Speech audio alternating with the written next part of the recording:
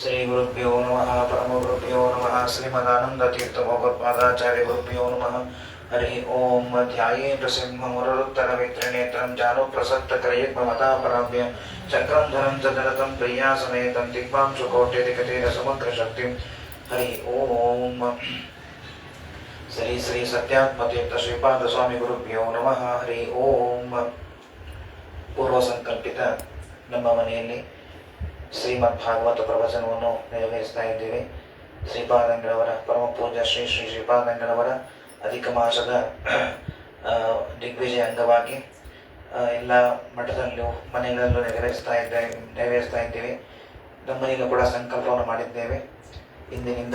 ನಿನ್ನೆ ಶ್ರೀಮದ್ ಭಾಗವತ ದಶಮ ಸ್ಕಂದದ ಪೂರ್ವಾರ್ಧದ ಒಂದು ಮಂಗಳ ಮಹೋತ್ಸವ ಆಯಿತು. ಇವತ್ತಿನಿಂದ 5 ದಿವಸದವರೆಗೆ ಶ್ರೀಮದ್ ಭಾಗವತದ ಉತ್ತರಾರ್ಧದ ಪ್ರವಚನವನ್ನು ಸಂಕಲ್ಪವನ್ನು ಮಾಡಿದ್ದೇವೆ.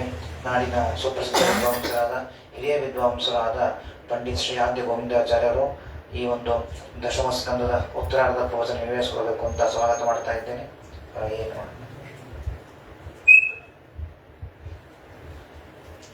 ಆಚಾರ್ಯರ ಸಂಕ್ಷಿಪ್ತ ಪರಿಚಯ. ಪೂಜ್ಯ ಆದ್ಯ ಗೋವಿಂದಾಚಾರ್ಯರು ಆದ್ಯ ಮಂತಂದವರು ಮಣ್ಣೂರಲ್ಲಿ ಇರ್ತಕ್ಕಂಥ ಚನ್ನಕೇಶವನ ಅರ್ಚಕ ವಂಶಸ್ಥರಲ್ಲಿ ಬಂದಿದ್ದಾರೆ.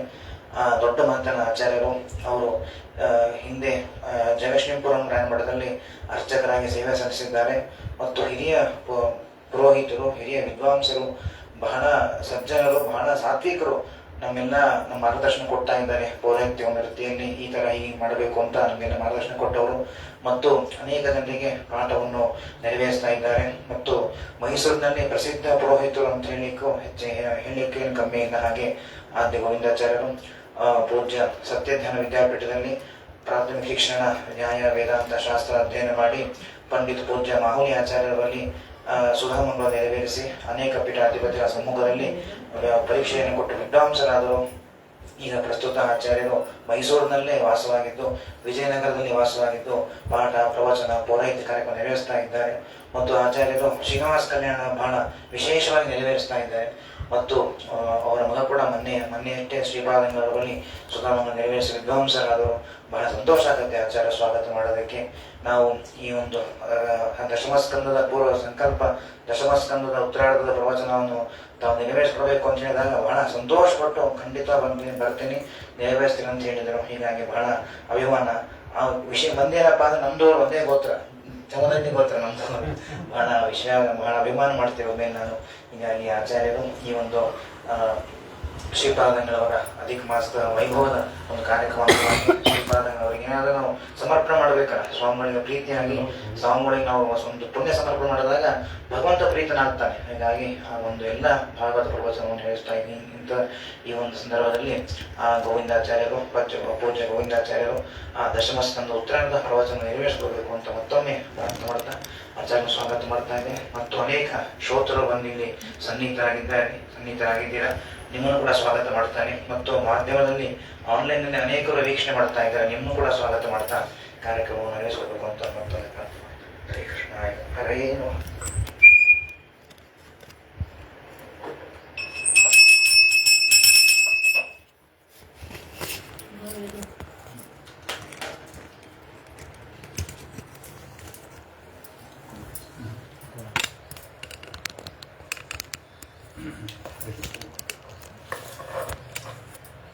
ಓಂ ಶ್ರೀ ಗುರುಭ್ಯೋ ನಮಃ ಪರಮ ಗುರುಭ್ಯೋ ನಮಃ ಶ್ರೀಮದಾನಂದ ತೀರ್ಥ ಭಗವತ್ಪಾದಾಚಾರ್ಯ ಗುರುಭ್ಯೋ ನಮಃ. ಶ್ರೀ ವೇದವ್ಯಾಸಾಯ ನಮೋ ನಮಃ, ಭಾರತ್ಯೇ ನಮಃ, ಸರಸ್ವತ್ಯೇ ನಮಃ, ಶ್ರೀವಾಯವೇ ನಮಃ, ಬ್ರಹ್ಮಣೇ ನಮಃ, ಮಹಾಲಕ್ಷ್ಮೀ ನಮಃ, ಮೂಲನಾರಾಯಣ ವಾಸುದೇವಾಯ ನಮೋ ನಮಃ. ಜನ್ಮಾದ್ಯಸ್ಯ ಯದುನ್ಮಯಾದಿತರತಶ್ಚಾರ್ಥೇಷು ವಿಘ್ನಸ್ವರಾಟ್ ತೇನೇ ಬ್ರಹ್ಮಹೃದಾಯ ಆದಿಕವಯೇ ಮುಷ್ಯಂಸಂ ಸೂರ್ಯಃ ತೇಜೋ ವಾರಿಮೃತಾಂ ಯಥಾ ವಿನಿಮಯೋ ಯತೋ ಮೃಷಾ ಧಾಮ್ನಾ ಸ್ವೇನ ಸದಾ ನಿರತುರ್ಗಂ ಸತ್ಯಂ ಪರಂ ಧೀಮಹಿ. ಸೃಷ್ಟಿಸ್ಥಿತ್ಯಪ್ಯಯೇಯಾನೀತಿ ಮೋಕ್ಷಾದ್ಯಸ್ಮಾತ್ ಅಸ್ಯ ಶ್ರೀ ಬ್ರಹ್ಮರುದ್ರ ಪ್ರಭೃತಿಸ್ವರೂಪೇಶ್ವರತ್ವಾತ್ಮಕಸ್ಯ ವಿಷ್ಣೋರ್ವ್ಯಸ್ತಾಃ ಸಮಸ್ತಾಃ ಸಕಲಗುಣವಿಸರ್ವಶುಭಭೇದಃ ಪೂರ್ಣಾನಂದಾಯೋ ಗುರುಪರಮಶ್ಚಿಂತಯೇತಂ ಮಹಾಂತಂ. ಆಚಾರ್ಯ ಪವನೋಸ್ಮಾಕಂ ಆಚಾರ್ಯಾಣಿ ಚ ಭಾರತಿ ದೇವೋ ನಾರಾಯಣ ಶ್ರೀಶಃ ದೇವಿ ಮಂಗಲದೇವತಾ. ಆಪಾದಮೂಲಪರ್ಯಂತಂ ಗುರುಣಾಂ ಆಕೃಸ್ಮರೆ ತೇನ ವಿಘ್ನಃ ಪ್ರಣಶ್ಯಂತೆ ಸಿದ್ಧ್ಯಂತೆ ಮನೋರಥಾಃ ಯಂ ಪ್ರವ್ರಜಂತಂ ಅನಭೇದಮವೇಗರ್ತ್ಯಂ ದ್ವೈಪಾಯನೋ ವಿವೇಕಾದರಾಜುಹಾವ ಪುತ್ರೇ ತನ್ಮದಯಾತರೋಪನೇದುಃ ತಂ ಸರ್ವೋದರಯಂ ಮುನಿಮಾನತೋಸ್ಮಿ ನೌಮಿನ್ಯಾಯ ಸುಧಾಕೃತ್ಯಂ ಶ್ರೀಪಾದರಾಜಸಮ್ಮೇನ್ ವ್ಯಾಸಾದ್ಯಾನ್ ವೇದಮಾಬ್ಧಿವರಾನ್ ಶ್ರೀವಾದಿರಾಜಾನಪಿ ವಂದೇಹಂ ಸುರಾನ್ ರಹುತ್ತುನ ವಿದಗ್ಧವಾರಾಂಡಿನ್ ಶ್ರೀ ಸತ್ಯವರ್ತ ರಾಘವೇಂದ್ರ ಮಣಿಪಾನ್ ಸದ್ಭೋ ಸಧ್ಯಾನಪಾನ್ ಸತ್ಯಾಪತಿಕರಾಬ್ಜೋತ್ತಾನ್ ಪಂಚಾಶದ್ವರ್ಷಬೋಧಾನ್ सत्य प्रमोद तीर्थार्यान नौमिन्यासदारतान है सत्य प्रमोद संजातान सुधा पीयूषदेतिकान श्री सत्यात्मगुरुन् वंदे शास्त्रज्ञान सिद्धये विद्यापीठ विधातारं विद्यावारिचन्द्रं विद्यार्थिवत्सलं वंदे महामहिम सद्गुरुं सत्यसतताम् अखिल सर्वमङ्गलानि भवन्तु हरि ओम हरि ओम हरि ओम ಮಹಾಸ್ವಾಮಿಗಳವರ ಚರಣಾರವಿಂದಗಳಲ್ಲಿ ಭಕ್ತಿ ಶ್ರದ್ಧಾಪೂರ್ವಕವಾಗಿ ನಮಸ್ಕಾರವನ್ನು ಸಲ್ಲಿಸುತ್ತಾ ಅವರ ಆಜ್ಞೆ ಮತ್ತು ಪ್ರೇರಣೆಯಂತೆ ಶ್ರೀಮದ್ ಭಾಗವತ ಸತ್ರ ಸಂವತ್ಸರ ಪೂರ್ತಿಯಾಗಿ ನೆರವೇರುತ್ತಾ ಇದೆ. ಅಧಿಕ ಮಾಸ ಪ್ರಯುಕ್ತವಾಗಿ ಎಲ್ಲ ವಿವಿಧ ಬಡಾವಣೆಗಳಲ್ಲಿಯೂ ಕೂಡ ನೆರವೇರುತ್ತಾ ಇದೆ. ಅವರ ಮಾರ್ಗದರ್ಶನದಲ್ಲಿಯೇ ಅವರ ಒಂದು ವಿಶಿಷ್ಟವಾದಂತಹ ಮಂತ್ರಾಕ್ಷತೆಯ ಒಂದು ಪ್ರಭಾವದಿಂದ ನಿರ್ವಿಘ್ನವಾಗಿ ನೆರವೇರುತ್ತಾ ಇದೆ. ಆ ವಿಶಿಷ್ಟವಾದಂತಹ ಸತ್ರವನ್ನು ನಮ್ಮ ಅತ್ಯಂತ ಆತ್ಮೀಯರಾಗಿರ್ತಕ್ಕಂಥ ವಿಜಯ ವಿಠಲಾಚಾರ್ಯರು ಸ್ವಗೃಹದಲ್ಲಿಯೂ ಕೂಡ ಭಾಗವತ ಯಜ್ಞವನ್ನು ಅಖಂಡವಾಗಿ ಭಕ್ತಿಯಿಂದ ನೆರವೇರಿಸ್ತಾ ಇದ್ದಾರೆ. ಶ್ರೀಮದ್ ಭಾಗವತ ವಿಶಿಷ್ಟವಾಗಿ ಯಾವ ಮನೆಯಲ್ಲಿ ನೆರವೇರುತ್ತೋ ಅದೇ ಬದರಿ, ಅದೇ ದೊಡ್ಡ ಕ್ಷೇತ್ರ ಅಂತ ವಿಶಿಷ್ಟವಾಗಿರ್ತಕ್ಕಂತಹ ಮಹಿಮೆಯನ್ನು ಭಾಗವತ ಮಹಾತ್ಮೆಯಲ್ಲಿ ಕೊಂಡಾಡ್ತಾ ಇದ್ದಾರೆ. ಯಾವ ತೀರ್ಥಕ್ಕೆ ಮತ್ತು ಕ್ಷೇತ್ರಕ್ಕೆ ಹೋಗಬೇಕಾಗಿಲ್ಲ. ಅದೇ ತೀರ್ಥ, ಅದೇ ಕ್ಷೇತ್ರ, ಅದೇ ದೊಡ್ಡ ಯಜ್ಞ. ಅಶ್ವಮೇಧ ಸಹಸ್ರೇಶು ವಾಜಪೇಯಿ ಸದೃಶಂತ ಅಶ್ವಮೇಧ ಯಾಗಾದಿಗಳು, ವಾಜಪೇಯಿ ಯಾಗ, ರಾಜಸೂ ಯಾಗ ಮಾಡಿದಗೇನು ಫಲ ಬರಬೇಕು. ಅದು ಶ್ರೀಮದ್ ಭಾಗವತ ಯಜ್ಞವನ್ನ ನೆರವೇರಿಸಿದಾಗ ಎಲ್ಲ ವಿಧವಾಗಿರ್ತಕ್ಕಂತಹ ತೀರ್ಥಕ್ಷೇತ್ರ ಯಾತ್ರಾ ಫಲಸಿದ್ಧಿಯಾಗತ್ತೆ ಅಂತ ಮಹಾತ್ಮೆಯಲ್ಲಿ ವರ್ಣಿತವಾಗಿದೆ. ಅದಕ್ಕಾಗಿ ಇಂತಹ ಶ್ರೀಮದ್ ಭಾಗವತ ಇದು ಕೇವಲ ಪುರಾಣ ಅಂತಲ್ಲ. ಶ್ರೀಮದ್ ಭಾಗವತ ಇದು ವಿಶಿಷ್ಟವಾಗಿ ಭಗವಂತನ ಪ್ರತಿಮಾರೂಪ, ವಾಂಗ್ಮಯ ಪ್ರತಿಮಾರೂಪ. ಶ್ರೀಮದ್ ಭಾಗವತ ಶಾಸ್ತ್ರಂ ಪ್ರತ್ಯಕ್ಷಂ ಕೃಷ್ಣ ಏವಿಹಿ ಅಂತ. ಕೃಷ್ಣ ಬೇರೆ ಅಲ್ಲ, ಭಾಗವತ ಬೇರೆ ಅಲ್ಲ. ತಾನು ಪರಂಧಾಮಕ್ಕೆ ಬ್ರಹ್ಮಾದಿ ದೇವತೆಗಳಿಂದ ಪ್ರಾರ್ಥಿತನಾಗಿ, ತಾನು ಅವತಾರಕ್ಕೂ ಬ್ರಹ್ಮದೇವತೆಗಳ ಪ್ರಾರ್ಥನೆ, ಅವತಾರ ಸಮಾಪ್ತಿಗೂ ಬ್ರಹ್ಮದೇವತೆಗಳ ಪ್ರಾರ್ಥನೆ. ಇದು ಭಗವಂತನ ವೈಭವ, ಭಗವಂತನ ಸರ್ವೋತ್ತಮತ್ವಕ್ಕೆ ಜ್ಞಾಪಕವಾಗಿದೆ. ಆದ್ದರಿಂದ ಅಂತಹ ಪರಂಧಾಮಕ್ಕೆ ತಾನು ಇಲ್ಲಿಂದ ಭೂಲೋಕವನ್ನು ಪರಿತ್ಯಾಗ ಮಾಡಿ ತಾನು ಪರಂಧಾಮಕ್ಕೆ ಹೋಗಲಿಕ್ಕೆ ಉದ್ಯುಕ್ತನಾದಾಗ ಒಂದು ನನ್ನ ವಿಶಿಷ್ಟವಾದ ಅಂಶವನ್ನು ನಾನು ಭಾಗವತದಲ್ಲಿ ಅದನ್ನು ಸ್ಥಾಪಿಸ್ತೇನೆ ಅಂತ ಹೇಳಿ ಭಗವಂತನೇ, ಕೃಷ್ಣನೇ ಭಾಗವತದಲ್ಲಿ ನೆಲೆಸಿದ್ದಾನೆ. ಅದಕ್ಕಾಗಿ ಭಾಗವತ ಗ್ರಂಥ ಇದು ಕೃಷ್ಣನ ವಾಂಗ್ಮಯ ಪ್ರತಿಮಾರೂಪವಾಗಿದೆ. ಒಂದೊಂದು ಸ್ಕಂದಗಳು ಕೂಡ ಒಂದೊಂದು ಅವಯವ ಇದ್ದಂತೆ ಎಂದು ವರ್ಣನೆ ಮಾಡಿದ್ದಾರೆ. ಈ ಪ್ರಕಾರವಾಗಿ ಪ್ರಥಮ ದ್ವಿತೀಯ ಎಲ್ಲ ಸ್ಕಂದಗಳು ಒಂದೊಂದು ಪಾದಾರಭ್ಯ ಶರಪರ್ಯಂತರವಾಗಿ ಪರಮಾತ್ಮನ ಅವಯವಗಳು ಅಂತ. ಹೀಗೆ ಆ ಪ್ರಕಾರವಾಗಿ ಆ ಪ್ರತಿಯೊಂದು ವಿಶಿಷ್ಟವಾಗಿರತಕ್ಕಂತಹ ಅಂಗದ ಧ್ಯಾನವನ್ನು ದ್ವಿತೀಯ ಸ್ಕಂದದಲ್ಲಿ ವರ್ಣನೆ ಮಾಡಿದರು. ಅಶಕ್ತರಾದರೂ ಒಂದೊಂದೇ ಅಂಗವನ್ನ ಧ್ಯಾನ ಮಾಡುತ್ತಾ ಸಮಗ್ರ ಅಂಗಂ ಯಾವನ್ನ ಚಮತೆ ಮನಃ, ಮೂರನೇ ಸ್ಕಂದದಲ್ಲಿ ಸೂಕ್ಷ್ಮ ರೂಪ, ಮೊದಲು ಸ್ಥೂಲ ರೂಪ ಧ್ಯಾನವನ್ನ ಮಾಡಿ ಸೂಕ್ಷ್ಮ ರೂಪದ ಬಗ್ಗೆಯೂ ಹೇಳಿದರು. ಹೀಗೆ ಅಶಕ್ತರಾದರೂ ಒಂದೊಂದೇ ಅಂಗವನ್ನು ಧ್ಯಾನ ಮಾಡುತ್ತಾ ಮಾಡುತ್ತಾ ಮಾಡುತ್ತಾ ಅದನ್ನು ಬುದ್ಧಿಸ್ಥವನ್ನಾಗಿ ಮಾಡಿಕೊಂಡು ಆಮೇಲೆ ಇನ್ನೊಂದು ಅಂಗ, ಹೀಗೆ ನಾವು ಉಪಾಸನೆ ಮಾಡ್ತಾ ಮಾಡ್ತಾ ಸಮಗ್ರವಾದಂಥ ಅಂಗವನ್ನು ಉಪಾಸನೆ ಮಾಡಬೇಕು, ಧ್ಯಾನ ಮಾಡಬೇಕು. ಆ ಪಕ್ವತೆ ಬರಬೇಕಾದರೆ ಸಕಲ ವೇದ ಶಾಸ್ತ್ರಗಳ ಅಧ್ಯಯನ, ಎಲ್ಲ ಶಾಖಾಧ್ಯಯನ ಅನವೃತವಾಗಿರಬೇಕು ಅಂತೆಂಬುದಾಗಿದೆ. ಹೀಗೆ ಉಪಾಸನೆ ಎರಡು ವಿಧ, ಸೋಪಾಸನಾಶ ದ್ವಿವಿಧ, ಶಾಸ್ತ್ರಾಭ್ಯಾಸ ಸ್ವರೂಪಿಣಿ ಅಂತೆಂಬುದಾಗಿದೆ. ಆದ್ದರಿಂದ ವೇದಶಾಸ್ತ್ರಾಭ್ಯಾಸ ಅದೊಂದು ವಿಶಿಷ್ಟವಾಗಿರ್ತಕ್ಕಂಥದ್ದಾಗಿದೆ. ಅಧ್ಯಯನ ಮಾಡ್ತಾ ಮಾಡ್ತಾನೆ ದೇವರಲ್ಲಿ ಭಕ್ತಿ ಬರ್ತದೆ. ಆಮೇಲೆ ಧ್ಯಾನಕ್ಕೆ ಸಹಕಾರಿಯಾಗತ್ತೆ. ಸುಮ್ಮನೆ ಧ್ಯಾನ ಮಾಡ್ತೀನಿ ಅಂದ್ರೆ ಧ್ಯಾನ ಆಗುವುದಿಲ್ಲ. ಅದಕ್ಕಾಗಿ ಎರಡು ವಿಧವಾಗಿರ್ತಕ್ಕ ಉಪಾಸನಾ ಭಾಗವನ್ನು ದ್ವಿತೀಯ ಸ್ಕಂದದಲ್ಲಿಯೂ ಅದು ವರ್ಣನೆ ಮಾಡಿದರು. ಸ್ಥೂಲ ರೂಪ ಧ್ಯಾನ ಅದು ಬುದ್ಧಿಸ್ಥವಾದ ಮೇಲೆ ಅದು ಪೂರ್ಣವಾಗಿ ನಮಗೆ ಜ್ಞಾತ ಆದ ಮೇಲೆ ಸೂಕ್ಷ್ಮ ರೂಪ ಧ್ಯಾನಕ್ಕೆ ಹೋಗಬೇಕು ಅಂತ 3ನೇ ಸ್ಕಂದದಲ್ಲಿ ಸಂಚಿಂದಿತ್ ಭಗವಚ್ಚಾರಣವೆನ್ನ ಮಿತ್ಯಾದಿಯಾಗಿ ಭಗವದ್ ಧ್ಯಾನಸ್ಥ ಎಲ್ಲ ಮಹಿಮೆಯನ್ನ ಪಾದಾರ್ಭ್ಯಶರ ಪರ್ಯಂತರವಾಗಿ ಮಾಡಬೇಕು ಅಂತ ಸ್ಪಷ್ಟ ಮಾಡಿದ್ರು. ಹೀಗೆ ಒಂದೊಂದು ಈ ಸ್ಕಂದಗಳು ಕೂಡ ಪರಮಾತ್ಮನ ಅಂಗದ ವಿಶಿಷ್ಟವಾದಂತಹ ಮಹಿಮೆಯನ್ನ ಅದು ನಮಗೆ ಮಾಡುತ್ತದೆ, ವರ್ಣನೆ ಮಾಡುತ್ತದೆ. ಅದಕ್ಕಾಗಿ ಭಾಗವತ ಗ್ರಂಥ ಎಲ್ಲಿ ಇದೆಯೋ ಅದೇ ತೀರ್ಥ, ಅದೇ ಕ್ಷೇತ್ರ ಎಂಬುದಾಗಿದೆ. ಅದಕ್ಕಾಗಿ ಶ್ರೀಮದ್ ಭಾಗವತಂ ಶಾಸ್ತ್ರಂ ಪ್ರತ್ಯಕ್ಷಂ ಕೃಷ್ಣ ಏವ ಹಿ ಕಲೋ ಭಕ್ತಿ ಭಕ್ತ್ಯ ಕೃಷ್ಣ ಪುರಸ್ಥಿತ ಅಂತೆಂಬುದಾಗಿ ಕಲಿಯುಗದಲ್ಲಿ ಭಕ್ತಿಯೇ ಶ್ರೇಷ್ಠವಾದದ್ದು. ಆ ಭಕ್ತಿ 2 ಸಲ ಹೇಳಿದ್ರು, ಕಲೋ ಭಕ್ತಿ ಅಂತ. ಕಲಿಯುಗದಲ್ಲಿ ಭಕ್ತಿಯೇ ಪ್ರಧಾನವಾದದ್ದು ಅಂತ. ಭಕ್ತಿಯೇ ಪ್ರಧಾನವಾದದ್ದು 2 ಸಲ ಹೇಳಲಿಕ್ಕೆ ಏನು ಕಾರಣ ಅಂತ ಹೇಳಿದ್ರೆ, ಭಕ್ತಿಯೇ ಅತ್ಯಂತ ಅವಶ್ಯಕ. ಭಕ್ತಿ ಇಲ್ಲದೆ ಭಗವಂತ ಒಲಿಯುವುದಿಲ್ಲ. ಎಲ್ಲ ಇದ್ರೂ ಭಕ್ತಿ ಇರೋದಿಲ್ಲ. ಭಕ್ತಿ ಇರಬೇಕು. ಭಕ್ತಿಯಿಂದಲೇನೆ ಭಗವಂತನ ಒಲುಮೆ, ಭಗವಂತನ ಒಂದು ಪ್ರಸನ್ನತೆ. ಆ ಭಕ್ತಿ ಇದ್ದರೇನೆ ಕೃಷ್ಣ ಮುಂದೆ ಕುಣಿತಾನಂತೆ. ಭಕ್ತ್ಯ ಕೃಷ್ಣ ಪುರಸ್ಥಿತ. ಅದಕ್ಕಾಗಿ ಅಂತಹ ಭಕ್ತಿ ಇದ್ದದ್ದಕ್ಕೆ ಪರಮಾತ್ಮ ಅವರ ಎಲ್ಲ ಭಕ್ತರ ವಿಶೇಷವಾಗಿ ಅವರಿಗೆಲ್ಲ ಅನುಗ್ರಹ ಮಾಡಿದ ಅಂತ. ಅದನ್ನೇ ಜಗನ್ನಾಥದಾಸರು ಮಲಗಿ ಪರಮಾದರದಿ ಪಾಡಲು ಕುಳಿತು ಕೇಳುವ, ಇದೆಲ್ಲ ಭಕ್ತಿಯ ಹಂತ ಇವೆಲ್ಲ. ಕುಳಿತು ಪಾಡಲು ಇಳುವ, ನಿಂತರೆ ನಲಿದರೆ ಒಲಿವೆನ ನಿಮಗೆಂಬ ಸುಲಭನೋ ಹರಿ ತನ್ನವರನ್ನು ಅರಗಡಿಗೆ ಬಿಟ್ಟಗಲನು ರಾಧವನ ಒಲಿಸಲು ಅರಿಯದೆ ಪಾಮರರು ಬಳಲುವರು ಭವದೊಳಗೆ ಅಂತ ದಾಸರಾಯರು ದಾಸವರೆಣ್ಯರು ಕೊಂಡಾಡ್ತಾರೆ. ಈ ನಿಟ್ಟಿನಲ್ಲಿಯೇ ಭಕ್ತಿಯಿಂದ ಕೃಷ್ಣ ನಮ್ಮ ಮುಂದೆ ಬರ್ತಾನಂತೆ. ಅದಕ್ಕಾಗಿ ಆ ಭಕ್ತಿ ಇದ್ದ ಮಾತ್ರಕ್ಕೇನೆ ಅಂತಹ ಪರಮಾತ್ಮನ ಒಂದು ವಿಶಿಷ್ಟವಾದಂತಹ ಅನುಗ್ರಹ, ಅವನ ಪ್ರಸಾದ, ಬಂಧ ನಿವೃತ್ತಿ, ಆಮೇಲೆ ಮೋಕ್ಷ. ಈ ಬಂಧದಿಂದ ಬಿಡುಗಡೆ ಆಗಬೇಕಾದರೆ ಭಗವಂತನ ಪ್ರಸಾದವೇ ಅತ್ಯಂತ ಅವಶ್ಯಕ. ಆ ಪ್ರಸಾದಕ್ಕೆ ಭಕ್ತಿ ಅವಶ್ಯಕ. ಆ ಭಕ್ತಿಗೆ ಜ್ಞಾನ ಅವಶ್ಯಕ.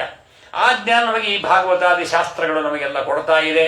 ಅದಕ್ಕಾಗಿ ಅಂತಹ ಭಕ್ತಿ ಕೊಡುವುದೇ ಭಾಗವತದ ಮುಖ್ಯ ಉದ್ದೇಶ. ಭಕ್ತ್ಯರ್ಥಂ ಭಗವನ್ ಮಹಿಮೋಕ್ತಿ. ಭಕ್ತಿ ಸಿದ್ಧಿಯಾಗಿಯೇ ಭಗವಂತನ ಮಹಿಮೆ.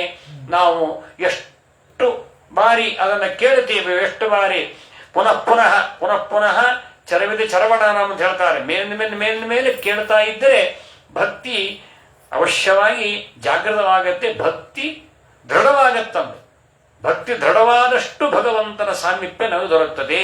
ವಿಪ್ರಪತ್ನಿಯರೆಲ್ಲ ಅಂತಹ ತಾವು ಏನೇನು ಪಾಕ ಸಿದ್ಧ ಮಾಡಿದ್ರು ಅದನ್ನು ಗೋಪಾಲಕರು ಕೇಳಿದಾಗ ಬೈದು ಕಳಿಸ್ಬಿಟ್ರು. ಇನ್ನು ಯಜ್ಞ ಆಗಿಲ್ಲ, ಯಾಗ ಆಗಿಲ್ಲ, ದೇವರ ಪೂಜೆ ಆಗಿಲ್ಲ, ತೀರ್ಥ ಆಗಿಲ್ಲ, ನೈವೇದ್ಯ ಆಗಿಲ್ಲ, ವೈಶ್ವಿಕ ಆಗಿಲ್ಲ, ಹೋಗಿ ಬೈದು ಕಳಿಸ್ಬಿಟ್ರು. ಅದೇ ಕೃಷ್ಣ ಬಂದಿದ್ದಾನೆ ಅಂತ ಗೋಪಾಲಕರೆಲ್ಲ ಹೋಗಿ ಆ ಎಲ್ಲ ವಿಪ್ರ ಪತ್ನಿಯರಲ್ಲಿ ಅರಿಕೆ ಮಾಡಿಕೊಂಡಾಗ ಕೃಷ್ಣನಲ್ಲಿ ಎಲ್ಲಿಂದ ಭಕ್ತಿ ಅವರಿಗೆ ಯಾರಿಗೂ ಗೊತ್ತು. ನೀವು ಪೂಜೆ ಮಾಡ್ಕೋತ ಕೂಡ್ರಿ, ಯಜ್ಞ ಹೋಮ ಮಾಡ್ಕೋತ ಕೂಡ್ರಿ, 1 ಆಗಲಿ 2 ಆಗಲಿ 4 ಆಗಲಿ ಅಂತ ತಿಳ್ಕೊಂಡು ಹೇಳಿ ಮಾಡಿದ ಎಲ್ಲ ಅಡಿಗೆಯನ್ನು ತಂದು ಕೃಷ್ಣನ ಸಮರ್ಪಣೆ ಮಾಡಿಬಿಟ್ರು. ಕೃಷ್ಣ ಅದನ್ನೆಲ್ಲ ಸ್ವೀಕಾರ ಮಾಡ್ತಾನೆ. ಆಗ ಅಂತಹ ವಿಶಿಷ್ಟವಾಗಿರುವಂತಹ ಅವರಿಗೆಲ್ಲ ಅನುಗ್ರಹ ಮಾಡಿದ. ವಿಪ್ರ ಪತ್ನಿಯರು ಮಾಡಿದಂತಹ ಭಕ್ತಿಯುಕ್ತವಾದಂತಹ ಅದನ್ನೆಲ್ಲ ಸ್ವೀಕಾರವನ್ನು ಅನುಗ್ರಹ ಮಾಡ್ತಾನೆ. ಆಗ ಅವರೆಲ್ಲ ವಿಪ್ರೋತ್ತಮರಂತಾರೆ. ಭಕ್ತಿರ್ದೃಢಾನಚಾಸ್ಮಾಕಂ ಸಂಸ್ಕಾರಾದಿ ಮತಾಮಪಿ. ಈ ವಾಕ್ಯ ಇದೆ. ನಮಗೆ ಎಲ್ಲ ಸಂಸ್ಕಾರ ಇದೆ, ಎಲ್ಲ ಜ್ಞಾನ ಇದೆ, ಏನಿದ್ರೂ ಕೂಡ ದೇವರು ನಿಮ್ಮಷ್ಟು ಭಕ್ತಿ ನಮಗೆ ಬರಲಿಲ್ಲವಲ್ಲ ಅಂತ. ದೃಢಭಕ್ತಿ ಅದು ಬರಬೇಕಾದರೆ ಕೇವಲ ಸಂಸ್ಕಾರ ಇದ್ದಕ್ಕೆ ಬರೋದಲ್ಲ, ಕೇವಲ ಜ್ಞಾನ ಇದ್ದಕ್ಕೆ ಬರೋದಲ್ಲ. ಅದಕ್ಕಾಗಿ ಅದನ್ನ ಜೀವನದಲ್ಲಿ ಅಳವಡಿಸಿಕೊಳ್ಳಬೇಕು. ಅಳವಡಿಸಿಕೊಂಡಾಗ ಮಾತ್ರ ನಮಗೆ ದೃಢವಾದ ಭಕ್ತಿ ಉಂಟಾಗತ್ತೆ ಎಂಬುದಾಗಿದೆ. ಅದಕ್ಕೋಸ್ಕರವಾಗಿ ಅಂತ ದೃಢವಾದ ಭಕ್ತಿ ದೇವರಲ್ಲಿ ವಿಶಿಷ್ಟವಾದಂತ ಎಷ್ಟು ಸಂಸ್ಕಾರಗಳಿದ್ದರೂ ಕೂಡ ಅವ್ರಿಗೆ ಬರೋದಿಲ್ಲ ನೋಡ್ರಿ. ಅದನ್ನೇ ವಾದಿರಾಜ್ ಹೇಳ್ತಾರೆ, ವೇದಶಾಸ್ತ್ರಗಳ ಓದಿದರೇನು, ವೇದಶಾಸ್ತ್ರಗಳ ಓದಿದರೇನು, ಸಾಧನಕ್ಕಿದು ನಿರ್ಧಾರ ನೋಡು, ಹರಿಭಜನೆ ಮಾಡು ನಿರಂತರ, ಪರಗತಿಗಿದು ನಿರ್ಧಾರ ನೋಡು, ಹರಿಭಜನೆ ಮಾಡು ನಿರಂತರ. ವೇದಶಾಸ್ತ್ರಗಳ ಅಧ್ಯಯನ ಮಾಡಿಯೂ ಕೂಡ ಅವ್ರು ಭಕ್ತಿ ಬರದೆ ಹೋದರೆ ಶಾಸ್ತ್ರಾಧ್ಯಯನ ಮಾಡ್ತಾರೆ, ಬೇಕಾದಷ್ಟು ಅಧ್ಯಯನ ಮಾಡಿದ್ದಾರೆ, ಎಲ್ಲಾ ಕರತಲಾಮಲಕ ಚತುರ್ಶಾಸ್ತ್ರ ಚತುರ್ವೇದ ಎಲ್ಲ ಅಧ್ಯಯನ ಮಾಡಿದ್ದಾರೆ. ಆದರೆ ಭಕ್ತಿ ಇಲ್ಲ, ಏನು ಉಪಯೋಗ? ಏನೂ ಉಪಯೋಗವಿಲ್ಲ.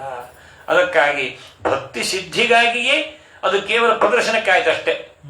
ಅಷ್ಟು ಓದಿ ಇಷ್ಟು ಓದಿ ಇಷ್ಟು ಜ್ಞಾನ ಇದೆ ಎಲ್ಲ ಇದೆ, ಅದು ಕೇವಲ ಪ್ರಸಿದ್ಧಿಗೆ ಹಾಗೆ ಓದಬಾರದು.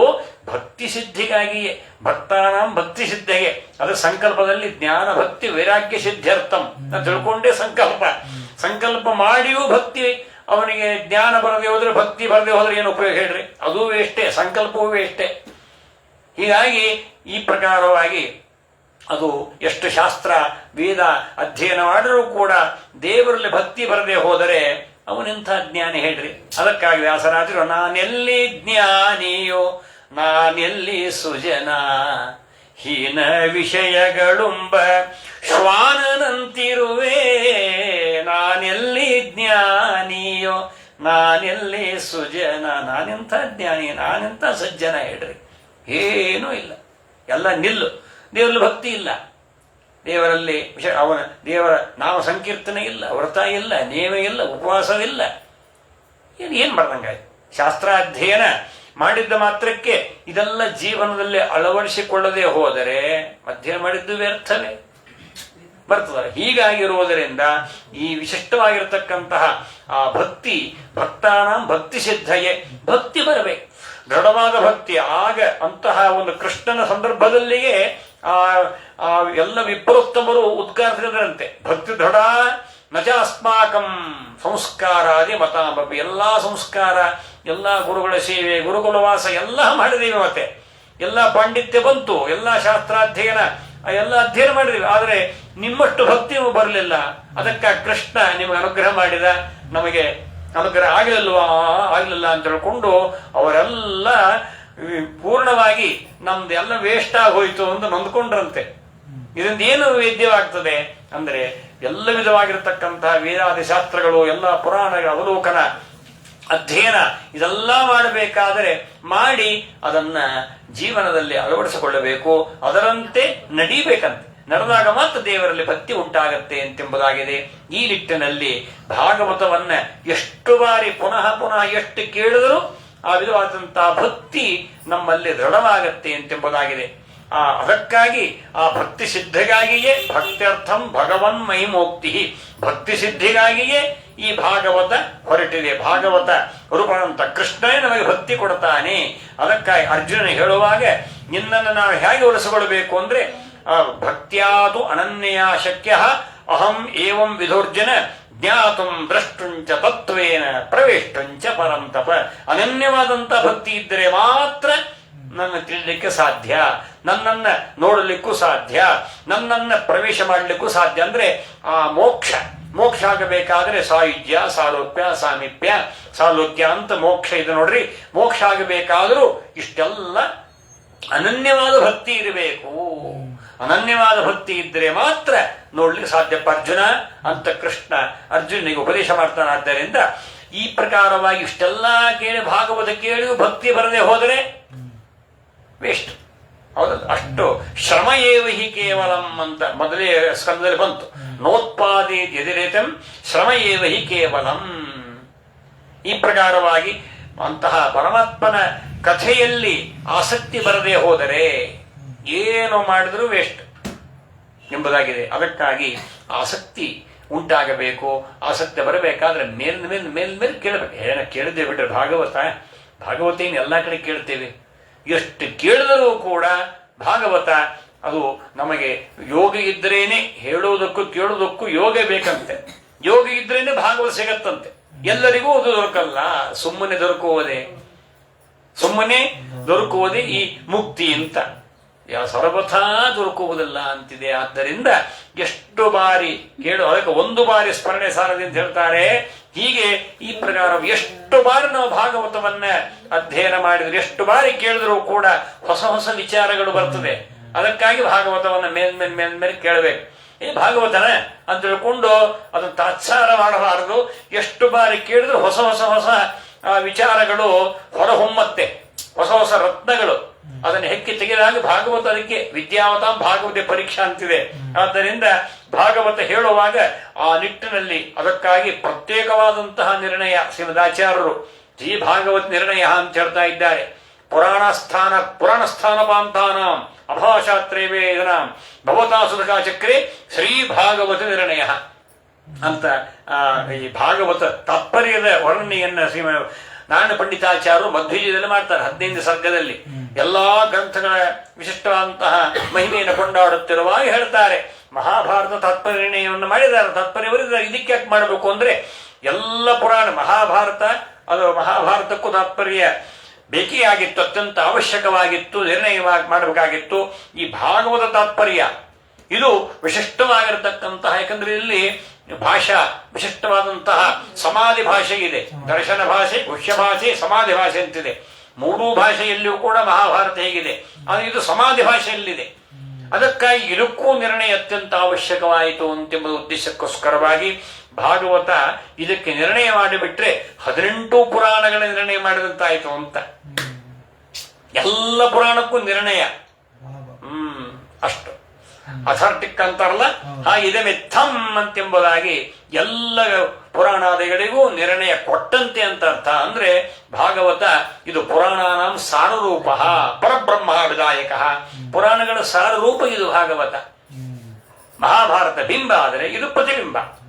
ಅದಕ್ಕಾಗಿ ಮಹಾಭಾರತಕ್ಕೆ ವಿರೋಧ ಬಾರದಂತೆ ನಾವು ಅರ್ಥವನ್ನು ಮಾಡಬೇಕು. ವಿಸ್ತಾರವಾಗಿ ಮಹಾಭಾರತದಲ್ಲಿ ಕಥೆ ಬರುತ್ತದೆ, ಅದನ್ನು ಇಲ್ಲಿ ಸಂಗ್ರಹವಾಗಿ ಕೊಡ್ತಾರೆ, ಅದರಲ್ಲಿಯೂ ತತ್ವವನ್ನು ಕೊಡ್ತಾರೆ.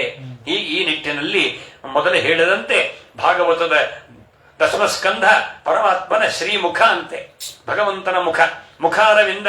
ಅದರಲ್ಲಿ ಪೂರ್ವಾರ್ಧದಲ್ಲಿ ಭಗವಂತನ ಅದ್ಭುತವಾದಂತಹ ಬಾಲ ಲೀಲೆಗಳನ್ನ ಶುಕಾಚಾರ್ಯರು ಪರೀಕ್ಷಿತ ಮಹಾರಾಜನಿಗೆ ವರ್ಣನೆ ಮಾಡಿದರು. ವರ್ಣನೆ ಮಾಡಿ ಅಲ್ಲಿಯೂ ಎಲ್ಲ ಅವತಾರಗಳು ಮುಖ್ಯವಾಗಿ ಧರ್ಮಸ್ಥಾಪನೆ, ದುಷ್ಟ ನಿಗ್ರಹ, ಶಿಷ್ಟ ರಕ್ಷಣೆ. ಕೆಲವುದು ಜ್ಞಾನ ಕಾರ್ಯ, ಕೆಲವೊಂದು ಬಲ ಕಾರ್ಯ, ಕೆಲವೊಂದು ಜ್ಞಾನ ಬಲ. ಹೀಗೆ ಪರಮಾತ್ಮನ ಅವತಾರಗಳಲ್ಲಿ ವೈಶಿಷ್ಟ್ಯತೆ ಉಂಟು. ಹೀಗೆ ಭಕ್ತರ ಒಂದು ಪ್ರಾರ್ಥನೆ ಮೇಲೆ ಇದ್ದಲ್ಲಿ ಇದ್ದು ರಕ್ಷಣೆ ಮಾಡುವ ಶಕ್ತಿ ದೇವರಿಗೆ ಇದ್ದೇ ಇದೆ. ಆದರೆ ಭಕ್ತರ ಮೇಲೆ ಅನುಕಂಪ, ಬ್ರಹ್ಮಾದಿ ದೇವತೆಗಳೆಲ್ಲ ಪ್ರಾರ್ಥನೆ ಮಾಡಿದರು, ಕೆಲವರೆಲ್ಲ ನೀನೇ ಮಗನಾಗಿ ಹುಟ್ಟು ಅಂತ ಕೇಳಿದರು. ಹೀಗೆಲ್ಲ ಇರೋದ್ರಿಂದ ಅವರಿಗೆಲ್ಲ ಸತ್ಯ ಸಂಕಲ್ಪ ಪರಮಾತ್ಮ ಆ ಮೂಲಕವಾಗಿ ಅವರ ಮೇಲೆ ರಕ್ಷಣೆ ಮಾಡಲಿಕ್ಕಾಗಿಯೇ ತನ್ನ ವಿಭೂತಿ ರೂಪಗಳು, ಒಬ್ಬನೇ ಪರಮಾತ್ಮ ಅನಂತಾನಂತ ರೂಪಗಳಿಂದ ಪ್ರಕಟನಾಗಿ ತನ್ನ ಮಹಿಮೆಯನ್ನ ಅದನ್ನು ಪ್ರಕಟಪಡಿಸ್ತಾನೆ ನಮ್ಮ ಉದ್ಧಾರಕ್ಕಾಗಿ. ದೇವರು ಒಂದೇ ರೂಪವನ್ನು ಚಿಂತನೆ ಮಾಡ್ತಾ ಇರುವುದು ವಿಶೇಷವಾಗಿ. ಆದರೆ ಆ ಎಲ್ಲಾ ರೂಪಗಳ ಚಿಂತನ ಅಂತ ಬಿಂಬಮೂರ್ತಿ ಪರಮಾತ್ಮನ ಚಿಂತನ. ಆ ಬಿಂಬರೂಪ ಪರಮಾತ್ಮನೇ ಎಲ್ಲ ಕಡೆಗೂ ವ್ಯಾಪ್ತನಾಗಿದ್ದಾನೆ. ಈ ಚಿಂತನ, ಇಲ್ಲಿರೋ ದೇವರು ಬೇರೆ ಅಲ್ಲ, ಅಲ್ಲಿರೋ ದೇವರ ಬೇರೆ ಅಲ್ಲ, ಎಲ್ಲ ಒಂದೇ ರೂಪ, ಅಣು ಕಣಗಳಲ್ಲಿ ವ್ಯಾಪ್ತನ ಪರಮಾತ್ಮನ ರೂಪ ಒಂದೇ ಎನ್ನುವುದನ್ನು ಚಿಂತನ ಮಾಡಲಿಕ್ಕಾಗಿಯೇ ಈ ವಿಧವಾಗಿರತಕ್ಕಂತಹ ವಿವಿಧ ಅವತಾರಗಳು, ಲೀಲೆಗಳು, ಎಲ್ಲ ಸ್ತೋತ್ರಗಳು, ಮಂತ್ರಗಳು. ಅದಕ್ಕಾಗಿ ನಾವೆಲ್ಲ ಅವಯವ ರೂಪ ಗುಣಕ್ರಿಯಾತ್ಮಕ ಅನಂತ ಅವತಾರ ರೂಪಾತ್ಮಕ ಅಂತ ಸಂಕಲ್ಪ ಮಾಡಿ ದೇವತಾರ್ಚನೆ ಮಾಡ್ತೇವೆ. ಎಲ್ಲಾ ರೂಪಗಳ ಆ ಚಿಂತನ ಮಂಥನ ಮಾಡುವುದೇ ದೇವರ ಪೂಜೆ. ನೈವೇದ್ಯ ಮಾಡುವುದು ಹಾಗೇನೆ. ಎಲ್ಲ ಪದಾರ್ಥಗಳ ಭಗವದ್ರೂಪ, ನನ್ನಲ್ಲಿರುವಂತಹ ಭಗವದ್ರೂಪ, ಶಾಲಿಗ್ರಾಮ ಇರುವಂತಹ ಭಗವದ್ರೂಪ ಒಂದೇ, ಅದೇ ನೈವೇದ್ಯ. ಇದೇ ನೈವೇದ್ಯ. ಅದು ಅರಿಯಲು ಸುಮ್ಮನೆ ನೀರು ಗೊಜ್ಜಿದ್ರೆ ಪರಿಸಂಚ ಮಾಡಿದ್ರೆ ನೈವೇದ್ಯ ಆಗತ್ತಾ? ತುಳಸಿ ಹಾಕಿದ್ರೆ ಅಲ್ಲ. ಈ ರೂಪ ಚಿಂತನ ಅಂತಹ ಶಾಲಿಗ್ರಾಮ ಅಂತರ್ಯಾಮ ಪರಮಾತ್ಮ, ವಿಗ್ರಹದಲ್ಲಿರುವಂತಹ ಅಂತರ್ಯಾಮದ ಪರಮಾತ್ಮ, ನನ್ನಲ್ಲಿರುವಂತಹ ಬಿಂಬರೂಪ ಪರಮಾತ್ಮ, ಆನಂತ ಪದಾರ್ಥಗತ ಎಲ್ಲ ಭಕ್ಷ್ಯ ಭೋಜ್ಯಾದಿಗಳಿರುವಂತಹ ವಸ್ತುಗತ ರೂಪ ಸರ್ವಸಾರ ಭೋಕ್ತೃ ಭಗವಂತ ಅಂತ ಚಿಂತನ ಮಾಡೋದೇ ನೈವೇದ್ಯ. ಹೌದಲ್ಲ? ಇದೇ ಮಹಾ ನೈವೇದ್ಯ ಪ್ರಕ್ರಿಯೆ. ಈ ವಿಧವಾಗಿರತಕ್ಕಂತಹ ಪ್ರಕ್ರಿಯೆ ಇದೆಲ್ಲ ಬರಬೇಕಾದರೆ ಅನಂತವಾಗಿ ಭಗವಂತನ ಮಹಿಮೆಯನ್ನ ನಾವು ಎಲ್ಲ ರೀತಿಯಿಂದಲೂ ಕೂಡ ಎಲ್ಲ ರೂಪಗಳಲ್ಲಿಯೂ ಅದನ್ನ ನಾವು ಚಿಂತಿಸಬೇಕು ಎನ್ನುವಂತಹದ್ದಾಗಿದೆ. ಕೃಷ್ಣಸ್ತು ಭಗವಾನ್ ಸ್ವಯಂ ಅಂತಿದೆ. ಕೃಷ್ಣ ಅವನು ಜಾರನಲ್ಲ, ಅವನು ಚೋರನಲ್ಲ, ಅವನು ಈ ಸಾಕ್ಷಾತ್ ಶ್ರೀಮನ್ನಾರಾಯಣ ಅಂತ ಮೊದಲೇ ಹೇಳ್ಬಿಟ್ಟು ಕೃಷ್ಣಸ್ತು ಭಗವಾನ್ ಸ್ವಯಂ ಪ್ರತ್ಯೇಕವಾಗಿ ವೇದವ್ಯಾಸ ದೇವರು 24 ಅವತಾರಗಳ ವರ್ಣನೆ ಮಾಡುವಾಗ ಕೃಷ್ಣಸ್ತು ಭಗವಾನ್ ಸ್ವಯಂ, ಕೃಷ್ಣ ಅವನು ಸ್ವಯಂ ಭಗವಂತ ಪರಮಾತ್ಮ ಎಂಬುದಾಗಿ ಸ್ಪಷ್ಟಪಡಿಸ್ತಾ ಇದ್ದಾರೆ. ಹೀಗೆ ಇಂತಹ ಕೃಷ್ಣನನ್ನೇ ದ್ವೇಷ ಮಾಡುವವರು ಅನೇಕರು ಆ ದ್ವಾಪರದಲ್ಲಿ ಇದ್ದರು. ಅದನ್ನೆಲ್ಲ ಅಂತಹ ಕಂಸನೆ ಮೊದಲಾದ ಮಹಾ ದುಷ್ಟಾತ್ಮರು ನೋಡ್ರಿ, ಅಂತ ಕೃಷ್ಣಾವತಾರದಲ್ಲಿಯೇ ಮೊದಲೇ ಹುಟ್ಟಿದ 7 ದಿವಸದಲ್ಲಿಯೇ ಪೂತನೆಯನ್ನ ಪರಮಾತ್ಮ ಸಂಹಾರ ಮಾಡಿದ.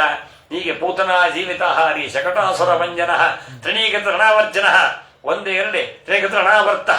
ಹೀಗೆ ಒಬ್ಬರೇ ಇಬ್ಬರೇ ಮಹಾಮಹಾ ಆ ದುಷ್ಟ ಎಲ್ಲ ಆ ರಕ್ಕಸರನ್ನ ಲೋಕಕಂಟಕರಾಗಿರ್ತಕ್ಕಂತಹ ಭೂಮಿಗೆ ಭಾರರಾದ ಆ ಎಲ್ಲಾ ದುಷ್ಟರನ್ನ ನಿಗ್ರಹ ಮಾಡಲಿಕ್ಕಾಗಿಯೇ ಕೃಷ್ಣ ತಾನು ಅವತಾರ ಮಾಡಿದ್ದಾನೆ. ಅದಕ್ಕಾಗಿ ಕಂಸ ಅಂತ ಹೆಸರೇ ಆಗಿದೆ. ಅದು ಕಂಸ ಅಂದ್ರೆ ಕಸಿ ಹಿಂಸಾಯಾಮ್ ಅಂತ, ಪೀಡೆ ಅಂತ ಅರ್ಥ. ಕಂಸ ಅಂದ್ರೆ ಹೀಗೆ ಕೆಲವರು ಹೆಸರು ಇಟ್ಕೊಂಡಿದ್ದಾರೆ. ದುರ್ಯೋಧನ ಅಂತ ಹೆಸರು ಇಟ್ಕೊಂಡಿದ್ದವರಿದ್ದಾರೆ, ಈಗ ಕಂಸ ಅಂತ ಹೆಸರಿದ್ದವರಿದ್ದಾರೆ. ಶಿಶುಪಾಲ್ ಅಂತ ಒಬ್ಬರಿದ್ದಾನೆ, ಹೆಸರು ಅದೇ ಇಟ್ಕೊಂಡಿದ್ದಾರೆ, ಶಿಶುಪಾಲ್ ಅಂತ ಹೆಸರಿದೆ. ಅಷ್ಟು ಪ್ರೀತಿ ಅವರಿಗೆ ಅವ್ರ ಹೆಸರು ಇಡ್ಲಿಕ್ಕಾಗಿ. ರಾವಣ ಅಂತೂ ಇದ್ದಾರೆ, ಕಂಸ ಅಂತ ಹೆಸರು ಇಟ್ಕೊಂಡಿದ್ದಾರೆ, ದುರ್ಯೋಧನ ಅಂತಿದ್ದಾರೆ, ಜರಾಸಂಧಂತೆ ಅವ್ರ ಹೆಸರು ಇನ್ನೂ ಬಂದಿಲ್ಲ, ಏನು ಮುಂದೆ ಬರ್ತದೆ. ಹೀಗೆ ಅಂದ್ರೆ ಅಷ್ಟು ಪ್ರೀತಿ ಇದ್ದವರು ಇದ್ದಾರೆ. ಅಂಥವರು ಈಗಿನ ವಿಶಿಷ್ಟವಾದಂತ ಅಂದ್ರೆ ಅದ್ರ ಬಗ್ಗೆ ಗೊತ್ತಿಲ್ಲ ಪಾಪ. ಹೆಸರಿಡಬೇಕಾದ್ರೆ ಹೆಸರು ಬಗ್ಗೆ ಏನೂ ಗೊತ್ತಿರೋದು, ಏನೇನೋ ಅಪ್ಪತ್ತಪ್ಪತ್ತು ಇಡ್ತಾರೆ ಹೆಸರುಗಳು, ಒಂದು ಅರ್ಥ ಇರೋದಿಲ್ಲ. ಅನರ್ಥವೇ ಅನರ್ಥ ಪರಂಪರ. ಹೀಗಾಗಿ ಏನೇನೋ ಹೆಸರಿಟ್ಬಿಡ್ತಾರೆ. ಹೆಸರಿಟ್ಬಿಟ್ರೆ ಅದೆಲ್ಲ ಅನರ್ಥ, ಇಡೀ ಜೀವನವೇ ಅನರ್ಥ ಆಗಿಬಿಡ್ತದೆ ಅವ್ರಿಗೆ. ಹೆಸರು ತಕ್ಕ ಬೆಳವಣಿಗೆ ಇರ್ತದೆ ಯಾವಾಗಲೂ. ಹೆಸರಿಡಬೇಕಾದರೂ ಕೂಡ ಅದರ ಬಗ್ಗೆ ಅವರ ಏಳಿಗೆ ಇರ್ತದೆ. ಅದನ್ನು ವಿಚಾರ ಮಾಡಿ ನಾವು ಅನ್ವರ್ಥಕ ನಾಮ ಅಂತ ಇಡಬೇಕಪ್ಪ. ಆನಂದ ತೀರ್ಥರೆಂಬ ಅರ್ಥೀಯ ಪೆಸರುಳ್ಳ ಗುರುಮಧ್ವ ನಿರಾಯ ಅಂತಿದೆ. ಆದ್ದರಿಂದ ಆನಂದ ಅಂತ ಇಟ್ಟಿರ್ತಾರೆ. ಜೀವನದಲ್ಲಿ ಆನಂದವೇ ಇರೋದಿಲ್ಲ, ಏನು ಪ್ರಯೋಜನ? ಸದಾ ಅಳ್ತಾ ಇರೋದು, ಏನು ಪ್ರಯೋಜನ? ಹೆಸರು ಇಡಬೇಕಾದ್ರೂ ಅದು ಸಾರ್ಥಕತೆ ಜೀವನದಲ್ಲಿ ಇರಬೇಕು. ಹಾಗೆ ಈ ರೀತಿಯಾಗಿ ಕಂಸ ಅಂದ್ರೇನು? ಕಸಿ ಹಿಂಸಾಯಾಮ್, ಪೀಡೆ ಅಂತ ಅರ್ಥ. ಹಿಂಸಾ, ಯಾವಾಗಲೂ ಹಿಂಸೆ ಕೊಡುವುದೇ ಅದರ ಸ್ವಭಾವ. ಹೀಗಾಗಿ ಆ ದುಷ್ಟ ಕಂಸನೆ ಮೊದಲಾದ ಅಸುರರನ್ನ ಎಲ್ಲ ಸಂಹಾರ ಮಾಡಿ ಇನ್ನು ಉತ್ತರಾರ್ಧದಲ್ಲಿ ಅನೇಕ ಅಸುರರ ಸಂಹಾರ ನಡೆಯಬೇಕಿದೆ. ಆದ್ದರಿಂದ ಕೃಷ್ಣನ ಆ ಮುಂದಿನ ಲೀಲೆಗಳು ಏನು ಅಂತೆನ್ನುವುದನ್ನು ಶುಕಾಚಾರ್ಯರು ವರ್ಣನೆ ಮಾಡ್ತಾ ಇದ್ದಾರೆ. ಶ್ರೀ ಶುಕೋವಾಚ ಅಸ್ತಿ ಪ್ರಾಪ್ತಿಶ್ಚ ಕಂಸಸ್ಯ ಮಹಿಷೋ ವರದರ್ಶವ ಮೃತೆ ಭಕ್ತೃದುಃಖಾರ್ತಿ ಈಯತುಸ್ಮ ಪಿತುರ್ಗ್ರಹಾನ್ ಪಿತ್ರೇ ಮಗಧರಾಜಾಯ ಜಲಸಂಧಾಯ ದುಃಖಿತೆ ವೇದಯಾನ್ ಚಕ್ರದೋ ಸರ್ವಂ ಆತ್ಮವೈಧವ್ಯ ಕಾರಣಂ ತದಪ್ರಿಯಂ ಅಪ್ರಿಯಮಾಕರಣೆ ಶೋಕಮಶೋಕಾಮರ್ಶಿತೋ ನೃಪ ಅಯಾದವಿಂ ಮಹೀಂ ಕರ್ತುಂ ಚಕ್ರೇ ಪರಮಮುದ್ಯತಂ. ಹೇಳಿದ್ರು ಅಸ್ಥಿ ಪ್ರಾಸ್ತಿ ಅಂತ. ಅವರು ಇಬ್ಬರು ಕೂಡ ಕಂಸನ ಮಡದಿಯರು, ಪತ್ನಿಯರು. ಅವರು ಈ ತಮಗೆ ವೈಧವ್ಯಕ್ಕೆ ಕಾರಣವಾದನು ಕೃಷ್ಣ ಅಂತ ಹೊಂಚು ಹಾಕಿ ತನ್ನ ತಂದೆ ಜರಾಸಂಧನ ಹತ್ರ ಹೋಗ್ತಾರೆ. ಜರಾಸಂಧನ ಮಕ್ಕಳವರಿಬ್ಬರು ಅಲ್ಲಿ ಹೋಗಿ ಅಸ್ಥಿ ಪ್ರಾಸ್ತಿ ಅಲ್ಲಿ ಜರಾಸಂಧನ ಬಳಿ ತಮ್ಮ ದುಃಖವನ್ನು ತೋಡ್ಕೊಳ್ತಾರೆ. ನಮ್ಮ ಈ ಸ್ಥಿತಿಗೆ ತಂದು ಒಡ್ಡಿದವನು ಕೃಷ್ಣ, ಅದಕ್ಕಾಗಿ ನಾವು ಇಂತಹ ಸ್ಥಿತಿಗೆ ಮುಟ್ಟಿದ್ದೇವೆ. ಹೀಗಾಗಿ ನಮ್ಮ ಬಂದಂತಹ ದುಃಖ ಸಾಗರದಲ್ಲಿ ಮುಳುಗಿದ್ದೇವೆ, ನನ್ನನ್ನು ನೀನೇ ಕಾಪಾಡಬೇಕು ಅಂತ ಕೇಳಿಕೊಂಡಾಗ ಕೂಡಲೇ ಅಂತಹ ಮಕ್ಕಳ ಆ ದುಃಖವನ್ನು ನೋಡಿ ಅವನು ದುಃಖದಪ್ತನಾದ. ಅವನು ದುಃಖದಪ್ತನಾಗಿ ಅಲ್ಲೇ ಪ್ರತಿಜ್ಞೆ ಮಾಡಿದ. ಹಾಗೆ ಕೋಪೋದ್ರಿಕ್ತನಾಗಿ ಆ ಕೋಪಕ್ಕೆ ಬುದ್ಧಿ ಕೊಟ್ಬಿಟ್ರೆ ಹೇಗೋ, ಕೋಪಕ್ಕೆ ಬುದ್ಧಿ ಕೊಡಬಾರದು. ಆದರೆ ಅವರ ಮಾತನ್ನ ಕೇಳಿ ಹಿಂದೆ ಮುಂದೆ ಆಲೋಚನೆ ಮಾಡದೆ ಅವನು ಪ್ರತಿಜ್ಞೆ ಮಾಡಿದ, ಇಡೀ ಭೂಮಂಡಲದಲ್ಲಿ ಯಾದವರಿಗೆ ಇರಕೂಡದು, ಅಯಾದವೀಂ ಮಹೀಂ ಕರ್ತುಂ, ಯಾದವರ ಒಂದು ಪಿಳ್ಳೆಯೂ ಇರಕೂಡದು ಹಾಗೆ ಮಾಡಿಬಿಡ್ತೇನೆ, ಎಲ್ಲ ಎಲ್ಲರನ್ನೂ ಸಂಹಾರ ಮಾಡಿಬಿಡ್ತೇನೆ ಅಂತ ಹೇಳಿ ಪ್ರತಿಜ್ಞೆಗೈದ. ಕೂಡಲೇ ಆವಾಗ 23 ಅಕ್ಷೋಹಿಣಿ ಸೈನ್ಯವನ್ನ ತಾನು ತೆಗೆದುಕೊಂಡು ಇಡೀ ಆ ಮಥುರಾ ಪಟ್ಟಣಕ್ಕೆ ಮುತ್ತಿಗೆ ಹಾಕ್ತಾ ಇದ್ದಾನೆ. ಯದುರಾಜಧಾನಿ ಮಥುರಾ ಸರವರು ಎಲ್ಲಾ ದಿಕ್ಕುಗಳಿಗೂ ತಂದು ಎಲ್ಲರನ್ನೂ ಅವರೆಲ್ಲ ಸಹಾಯಕರೆಲ್ಲರಿದ್ರು. ಸಾಲ್ವ ಇದ್ದ, ಅವರೆಲ್ಲರೂ ರುಕ್ಮಿ ಮುಂತಾದವರು ಒಬ್ಬರೇ ಇಬ್ಬರೇ. ಎಂತ ಅಸುರರು ಎಲ್ಲ ಅವ್ರದೊಂದು ಎಲ್ಲ ಕೃಷ್ಣನ ಒಂದು ದ್ವೇಷ ಮಾಡೋರು ದೊಡ್ಡ ಲಿಸ್ಟೇ ಇದೆ, ಅದನ್ನೆಲ್ಲ ಹೇಳ್ತಾರೆ. ಅಂತಹ ಆ ಜರಾಸಂಧ ಆ ಒಟ್ಟಿಗೆ 23 ಎಲ್ಲ ಸೇನೆ ಅಷ್ಟೇ ಅಲ್ಲೇನೆ ಅನೇಕ ವಿಶಿಷ್ಟವಾಗಿರತಕ್ಕಂತಹ ಕಲಿಂಗ, ಚೈಕಿತಾನ, ದಂತವಕ್ತ, ವಿದೂರತ, ಉಲ್ಮೂಕ, ವೇಣುಧಾರಿ, ಸಾಲ್ವ ಮತ್ತು ಚೇದರಾದ ಅಂತವರನ್ನ ಪೂರ್ವದ್ವಾರದಲ್ಲಿ ಅವರನ್ನೆಲ್ಲ ಆ ಕಡೆ ನಿಲ್ಲಿಕ್ಕೆ ಹೇಳಿದಂತೆ. ಇನ್ನು ವಿಂದ ಅನುವಿಂದ ಅವಂತಿ ದೇಶದ ಎಲ್ಲ ರಾಜರು, ಏಕಲವ್ಯ, ಬಾಲ್ಹೀಕ ಅವನು ಕೂಡ ಬಂದ. ಇನ್ನು ಪಂಚನದ ರಾಜರು ದಕ್ಷಿಣ ದ್ವಾರದಲ್ಲಿ ನಿಂತರಂತೆ. ಪೌಂಡ್ರಕ, ವಿಧಾವನ್ಯು, ಬೃಹಚ್ಛತ್ರ, ಶಲ್ಯ, ಭೂರಿಶ್ರಮ, ಉತ್ತಮೌಜ, ರುಕ್ಮಿ, ಧ್ರುವ ಹಾಗೆ ಸುದಕ್ಷಿಣ ಇವರ ಪಶ್ಚಿಮ ದಿಕ್ಕಲ್ಲಿ ಬಂದರಂತೆ. ಇನ್ನು ಶಿಶುಪಾಲ, ದೃಪದ, ಆಮೇಲೆ ತ್ರಿಗತ್ತ, ಜಯದ್ರಥ, ಶಕುನಿ ಮತ್ತು ಸೋಮದತ್ತ, ಕಲಿಂದ ಇವರೆಲ್ಲ ಸ್ವತಃ ಜರಾಸಂಧ ಉತ್ತರ ದ್ವಾರದಲ್ಲಿ. ಹೀಗೆ 4 ದಿಕ್ಕಿನಲ್ಲಿ ಆ ಸೇನಾಪತಿಗಳನ್ನ ಎಲ್ಲ ನೇಮಿಸಿ 23 ಅಕ್ಷೋಹಿಣಿ ಸೈನ್ಯವನ್ನ ಅಲ್ಲಲ್ಲಿ 4 ದಿಕ್ಕುಗಳಲ್ಲಿ 4 ದ್ವಾರಗಳಲ್ಲಿ ತಂದು ಅಲ್ಲಿ ನಿಲ್ಲಿಸಿ ಮುತ್ತಿಗೆ ಎಲ್ಲಾ ಕಡೆಯಿಂದ ಯಾವುದೇ ದಿಕ್ಕಿನಿಂದ ಕೃಷ್ಣ ತಪ್ಪಿಸಿಕೊಳ್ಳುವಂತಿಲ್ಲ. ಹೀಗೆ ಅಂತಹ ಒಬ್ಬ ಕೃಷ್ಣನನ್ನ ಹಿಡಿಲಿಕ್ಕೆ ಇಂಥದ್ದು ನೋಡ್ರಿ. ಈ ರೀತಿಯಾಗಿ ಇವರೆಲ್ಲ ಎಂಥದ್ದು ನೋಡ್ರಿ, ಇದು ಸಮುದ್ರದಂತೆ ಉಕ್ಕಿ ಬರುವಂತಹ ಇದು ಸೇನಾ ಸಮುದ್ರ, ಒಂದೇ ಎರಡೇ ನೋಡ್ರಿ. ಕೃಷ್ಣನ ಮಹಿಮೆ ಹೇಗಿದೆ ನೋಡ್ರಿ. ಒಬ್ಬ ಕೃಷ್ಣ ಹಿಡ್ಲಿಕ್ಕೆ ನಿಂತೊಂದು ಬೇಕೆ, 23 ಅಕ್ಷೋಹಿಣಿ ಸೈನ್ಯ ಬೇಕೆ ನೋಡ್ರಿ. ಆಗ ಕೃಷ್ಣ ತಾನು ಅವತಾರ ಮಾಡಿದ್ದೆ ಭೂಭಾರೋತ್ತಾರಣಾಯಚ, ಭೂಭಾರ ಹರಣಕ್ಕಾಗಿ ನನ್ನ ಅವತಾರ ಇದೆ. ಆದ್ದರಿಂದ ಮಾಡಪ್ಪ, ನೀನು ಅನುಕೂಲ, ನೀನು ಬಂದಷ್ಟು 23 ಅಕ್ಷೋಹಿಣಿ ಸೈನ್ಯವನ್ನ 18 ಬಾರಿ ತೆಗೆದುಕೊಂಡು ಬಂದಂತೆ. ಎಷ್ಟು ಬಾರಿ ಯುದ್ಧಕ್ಕೆ ಬರ್ತಾರೋ ಅಷ್ಟು ಬಾರಿ 23 ಅಕ್ಷೋಹಿಣಿ ಸೈನ್ಯವನ್ನು ತೆಗೆದುಕೊಂಡೇ ಬರ್ತಾ ಇದ್ದ ಜರಾಸಂಧ. ಅಷ್ಟು ಬಾರಿಯೂ ಅವನನ್ನು ಕೊಲ್ಲದೆ ಕೃಷ್ಣ ಸಂಹಾರ ಮಾಡದೇನೆ ಎಲ್ಲರನ್ನು ನಾಶ ಮಾಡ್ತಾ ಇದ್ದ. ಯಾಕಂದ್ರೆ ಅವರನ್ನು ಸಂಹಾರ ಮಾಡಬೇಕಾದ ಭೀಮಸೇನ ದೇವರು, ಭೀಮಸೇನ ದೇವರಿಂದಲೇನೆ ಅವರನ್ನು ಸಂಹಾರ ಮಾಡಿಸಬೇಕು ಎನ್ನುವುದು ಕೃಷ್ಣನ ಸಂಕಲ್ಪ, ಭಗವಂತನ ಸಂಕಲ್ಪ ಇದೆ. ಆದ್ದರಿಂದ ಈ ಕಾರಣಕ್ಕಾಗಿ ನಮ್ಮ ಅವತಾರವಾಗಿದೆ ಭೂಭಾರ ಹರಣಕ್ಕಾಗಿ. ಅದಕ್ಕಾಗಿ ಇವನನ್ನು ಹೀಗೆ ಮುಗಿಸಿಬಿಟ್ರೆ ಈ ಭೂಭಾರ ಹರಣ ಆಗುವುದಿಲ್ಲ. ಅದಕ್ಕಾಗಿ ಮೊದಲು ಬಾಲ ಕತ್ತರಿಸಬೇಕಂತಾರಲ್ಲ. ಹೀಗಾಗಿ ಇವನು ಇಷ್ಟು ಉನ್ಮತ್ತನಾಗಿದ್ದಾನಂದ್ರೆ ಎಲ್ಲ ಅಪಾರವಾದಂತಹ ಸೇನೆ ಇದೆ, ಇಂಥೆಲ್ಲ ದುಷ್ಟರ ಬೆಂಬಲ ಇದೆ. ಈಗೆಲ್ಲ ಇದೆ ನೋಡ್ರಿ, ಇದೆಲ್ಲ ದುಷ್ಟರ ಬೆಂಬಲ ಇರೋದ್ರಿಂದ ಇವರು ಹಾರಾಡ್ತಾ ಇದ್ದಾರೆ. ಇವರು ಅದನ್ನ ಕತ್ತರಿಸಬೇಕು. ಎಲ್ಲೋ ಯುದ್ಧ ಆಗ್ತಾ ಇದೆ, ಇಲ್ಲಿಯವರು ನೋಡ್ರಿ, ಇಲ್ಲಿಯವರು ಅದರ ಬಗ್ಗೆ ಎಷ್ಟು ಅದೊಂದಾಯಿತು. ಮತ್ತೆ ಅದರ ಬಗ್ಗೆ ಮತ್ತೆ ಎಲ್ಲ ಕಡೆ ಆಕ್ರೋಶ ಮಾಡ್ತಾ ಇದ್ದಾರೆ. ಅದೇ ಪಶ್ಚಿಮ ಬಂಗಾಳದ ಹಿಂದೂಗಳ ಸಂಹಾರ, ಸಜೀವ ದಹನ ನಡೀತಾ ಇದೆ, ಅದರ ಬಗ್ಗೆ ಇಲ್ಲ. ಕಾಶ್ಮೀರದಲ್ಲಿ ಎಷ್ಟು ನಡೀತು ಹಿಂದೆ, ಅದರ ಬಗ್ಗೆ ಏನಿಲ್ಲ. ಅವನು ಎಲ್ಲೋ ಹೋಗಿದ, ಅವನ ಬಗ್ಗೆ ಇವರು ಅಲ್ಲೇ ಇಲ್ಲಿ ಬಂದು ಅಂದ್ರೆ ಅವರೆಲ್ಲ ಇದಾರಂತ ಆಯ್ತಲ್ಲ. ಇಲ್ಲಿಯೂ ಕೂಡ ಇರಾನ್ ಇರಾಕ್ ಎಲ್ಲ ಒಳಗೂ ಇದೆ ಅಂತ. ಹೊರಗಿರುವಕ್ಕಿಂತ ಒಳಗಿರುವರೇ ಅವರನ್ನು ಮೊದಲು ನೋಡ್ಕೋಬೇಕು ನಾವು. ಇದು ಮೊದಲು ಸರಿಪಡಿಸಬೇಕು. ಇವರು ಸುಮ್ಮನೆ ಹೊರಗಿನ ರಕ್ಷಣೆ ಆದ್ರೆ ಒಳಗಿದ್ದೇ ಇವರ ಆತಂಕವನ್ನ ನಮ್ಮ ಸೃಷ್ಟಿ ಮಾಡ್ತಾ ಇದ್ದಾರೆ. ಇದನ್ನು ಯಾರು ಹೇಳೋರು ಕೇಳ್ರಿ, ಬಹಳ ಘೋರ. ಅಂದ್ರೆ ಇದೆಲ್ಲ ಮತ್ತೆ ಪ್ರತಿಬಿಂಬಿಸ್ತಾ ಇದೆ ದ್ವಾಪರಯುಗದಲ್ಲಿ. ಕಲಿಯುಗದಲ್ಲಿ ಅಸುರ ಜನರೇ ಬಹಳ ವಶವಲ್ಲ ಕಲಿಯ ಬಾಧೆ, ಅಸುರಾಹ ಭುವಿವರ್ತಂತೆ ಕಲವು ಮಾನುಷ ರೂಪೇಣ ಅಂತಿದೆ. ಮನುಷ್ಯ ರೂಪದಿಂದ ಅಸುರರೇ ಇರ್ತಾರಂತೆ, ಅಸುರರೇ ಮನುಷ್ಯ ರೂಪದಿಂದ ಇರ್ತಾರೆ.